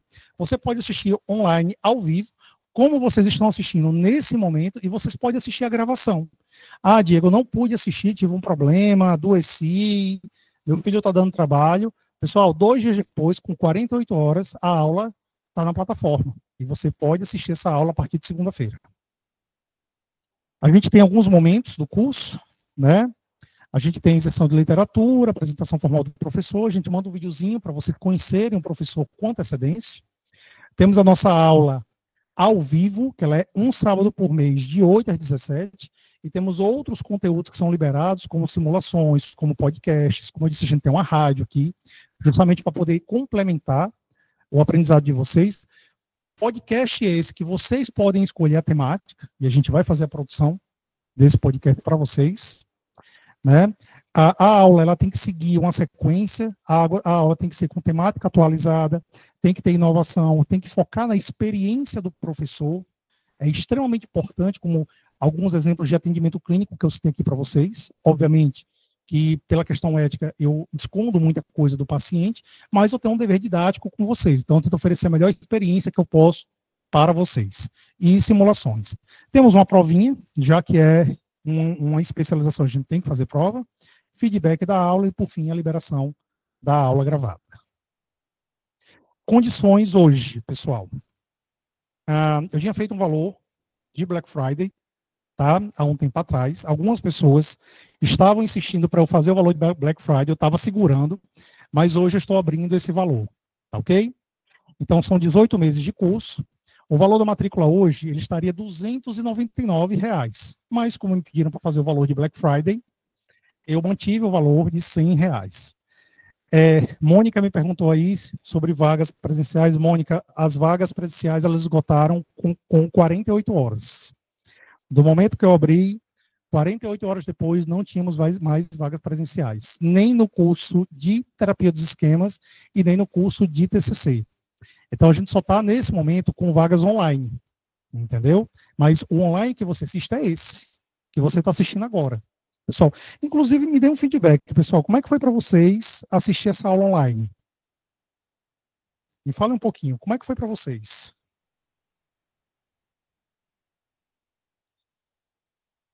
Como é que foi esse tipo de online para vocês? Foi legal, não foi legal? Nailson, foi ótimo, né? Experiência única, maravilhosa, muito boa. Dá a sensação de estar presente, como se estivesse aqui presente, essa interação que aqui na Metacursos a gente consegue ter, dá essa possibilidade de uma sensação de estar aqui com a gente. O que é que você acha, Jéssica? Dá, né, Canuto?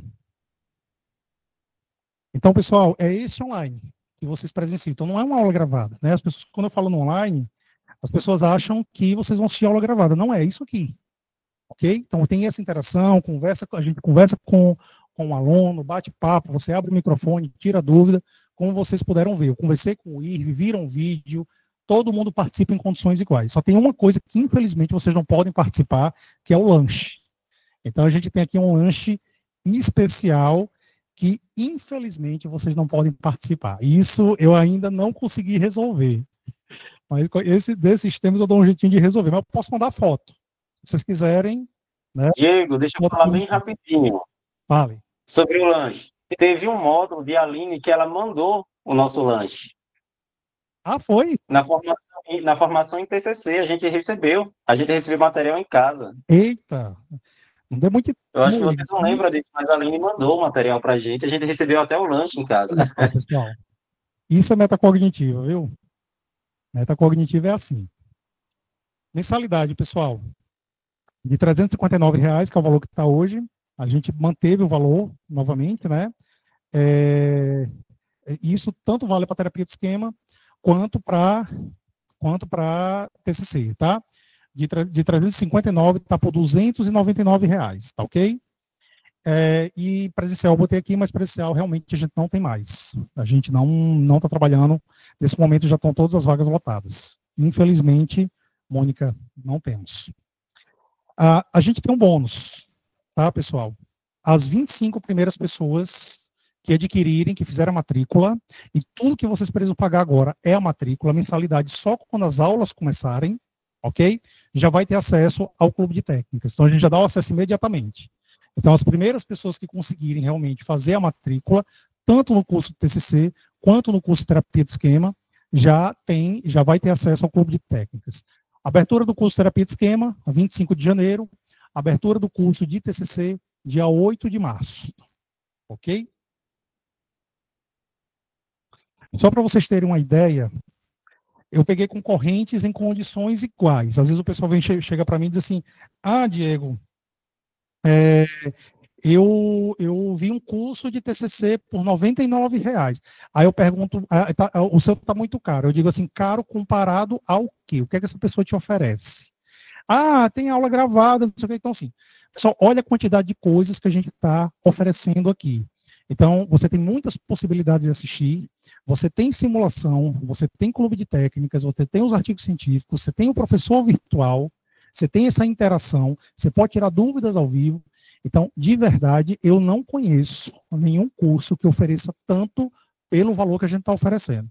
Só para vocês terem ideia, em condições semelhantes, eu peguei aqui um curso que eu sei que tem uma condição que não chega, não é igual, mas é próximo do que a gente faz.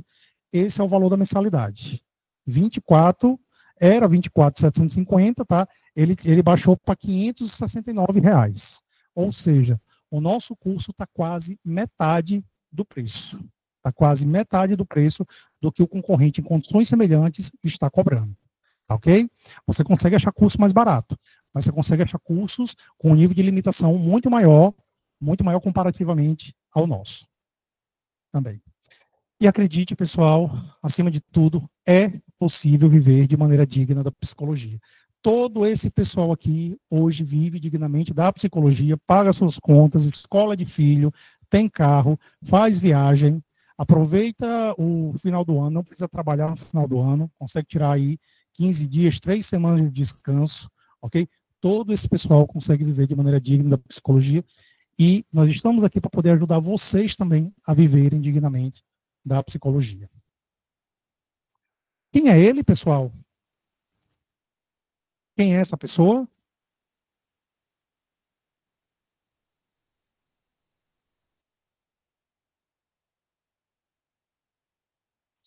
Fernanda, fora a certificação, que muitos dizem que é reconhecido pelo MEC, mas não é. Exatamente, Fernanda. Pessoal, isso é um aluno desmotivado, sem saber o que fazer da vida, perdido, deprimido, ansioso, com um problema no braço e extremamente desmotivado. Essa pessoa se chama Aaron Beck. Mas esse era Beck nesse momento. Uma pessoa que não tinha ideia do que ia acontecer na vida dele. Não tinha ideia de qual era o crescimento dele, não tinha ideia que ele ia ser a referência mundial numa abordagem clínica. Ele era só uma pessoa deprimida, que não tinha perspectiva nenhuma na vida dele. Ele só queria ajudar a mãe e a ele mesmo. Era tudo que ele queria. A gente nunca sabe como a nossa vida vai terminar, né? Que caminho a gente vai seguir. E aí a gente fica, muitas vezes, escutando e acreditando no que as pessoas dizem, que a gente não pode viver dignamente, que a gente não pode crescer, e isso não procede, isso não é verdade, pessoal. Vocês podem crescer, vocês podem viver dignamente. Eu tenho aqui muitos alunos que podem provar isso. O Irving entrou aqui, mas Catiúcia está aí também, Sama está aí também, temos outras pessoas, né, que viveram isso. André, que entrou agora há pouco, André começou a fazer meus cursos em agosto do ano passado, hoje é professor da UNP. Entendeu? Com consultório lotado também, hoje é professor da Meta Cursos também. Então, é esse desenvolvimento que a gente quer para todos vocês. É isso que a gente busca aqui na Meta Cognitiva, pessoal. Então, Beck, nesse período, ele era um jovem deprimido que não tinha ideia do que seria o futuro dele. Ele se tornou o maior nome da psicologia, e cada um de vocês pode ter uma história, claro, considerando diferenças em grau, mas uma história semelhante ao que Beck teve. Ok?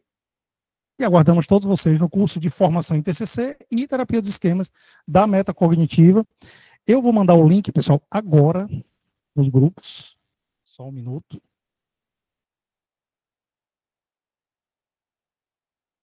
Deixa eu só mandar aqui logo para vocês.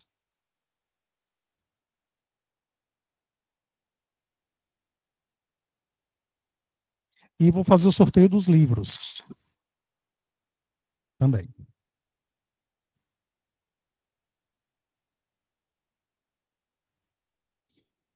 Pessoal, lembrando que as primeiras pessoas que fizeram a matrícula já ganham o bônus do clube de técnicas, tá? Então, foi enviado. Bom, vamos fazer o sorteio dos livros? Deixa eu ver se a gente passou. Eita, tem 34, ó. Eu tinha dito que com 35 eu sorteava 2. O Irving, o que é que você acha? Sorteio quantos, Irving? 2 ou 1? Ah, Diego, 2 livros. Não, mas eu falei que se tivesse 35, eu sorteava 2. Para mim tá mostrando 35 pessoas aqui. Agora tem 32, já perdeu hoje, tem 33 agora. Alguém agora nos últimos. Tá, vou sortear 2, pessoal. 2, Diego, 2. Pessoal, vamos lá. Deixa eu só mudar aqui a imagem. Deixa eu só tirar aqui. Enquanto eu estou fazendo isso, me dê um feedback, pessoal. Eu sou professor carente, eu adoro um feedback. Como é que foi para vocês? Abre aí o microfone, pouquinho. Como é que foi? Excelente apresentação, Diego. Parabéns. Você consegue prender a gente até o final. Que legal, Júlia. Júlia vai estar com a gente, né, no curso? Sim, já fiz a matrícula. Estou aqui querendo demais assistir presencial, né? Já soube que além do café tem uns brindes quando a gente chega aí. Tem tudo. Pessoal, vamos. Então, veja aí. Gratificante, professor, ficar aqui até agora, assistir uma apresentação tão assim, tão natural a sua apresentação. Obrigado. Realmente é instigante, viu? Estou muito agradecida. Anitta, Parabéns. como é que foi esse online para você? Como? Como é que foi esse formato de online para você? Excelente. Inclusive, eu sou uma aluna que eu não acreditava nesse processo, sabe? Mas eu tive experiências também com esse processo. Achei mágico. Que legal. É impressionante. Que legal. Maravilhoso.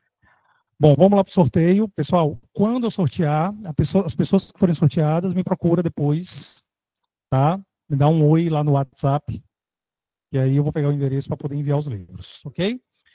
Vocês conseguem ver na tela que tem aqui um aplicativozinho de sorteio? Todo mundo consegue ver? Me digam aí. Dá para ver que tem, Diego. Não está nítido para a gente, mas dá para ver que tem sim um aplicativo, né?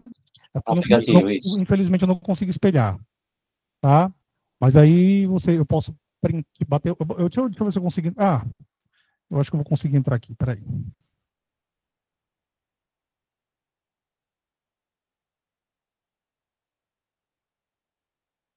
Tem uma câmera aqui embaixo que eu vou estar mostrando o nome da pessoa que vai ser sorteada, tá? Vocês conseguem ver uma câmerazinha? Melhorou. Agora dá para ver. Sim, dá para ver sim, Diego. Deixa eu só ver se eu consigo fixar ela. Bora que eu estou só esperando você chamar meu número. Calma. Bom, vocês conseguem ver aí, tá? E eu mostro para vocês. Então vamos lá. Quando eu apertar aqui, vocês vão ver que vai aparecer o nome de uma pessoa. Então vamos lá. 1, 2, 6, já. Andréa Cavalcante. Não disse que eu estava só esperando ser sorteada? O quê? Que marmelada foi essa? Não disse? Foi um prêmio anunciado. Olha, deixa eu dizer uma coisa aqui, ao vivo e a cores. Não, deixa eu dizer uma coisa aqui, ao vivo e a cores. Eu tenho colegas que estão aqui, que eu convidei para escutar essa live, e que eu sempre que é a prova disso. Eu nunca participei de um sorteio que eu não tenha ganho. Eita, danado. Sério. Só do pensamento positivo. Olhe. Quem ganhou o primeiro? Vamos ver quem vai ganhar. Obrigada, Diego. Andréia, eu tenho um livro aqui, eu já vou deixar até o seu livro aqui, viu, Andréia? Você está em Natal, né? Estou sim. Obrigada. Você pode passar para pegar. Obrigada. Vamos para o segundo, pessoal. Chega. 1, 2, 6. Já. Vamos ver. Ilana Farias. Ilana, tem que dar olho.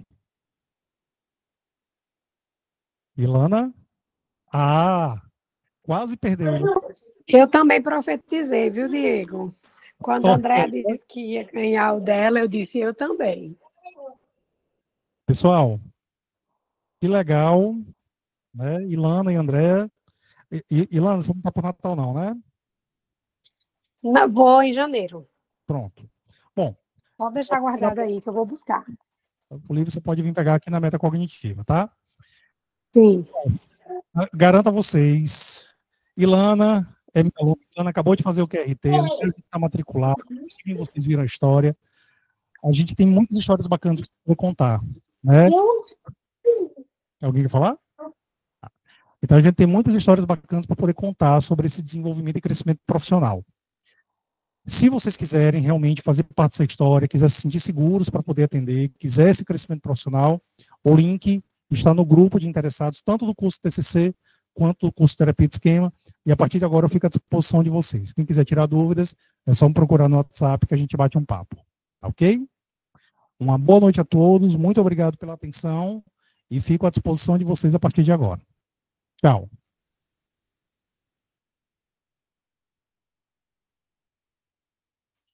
Obrigado, Cristiane.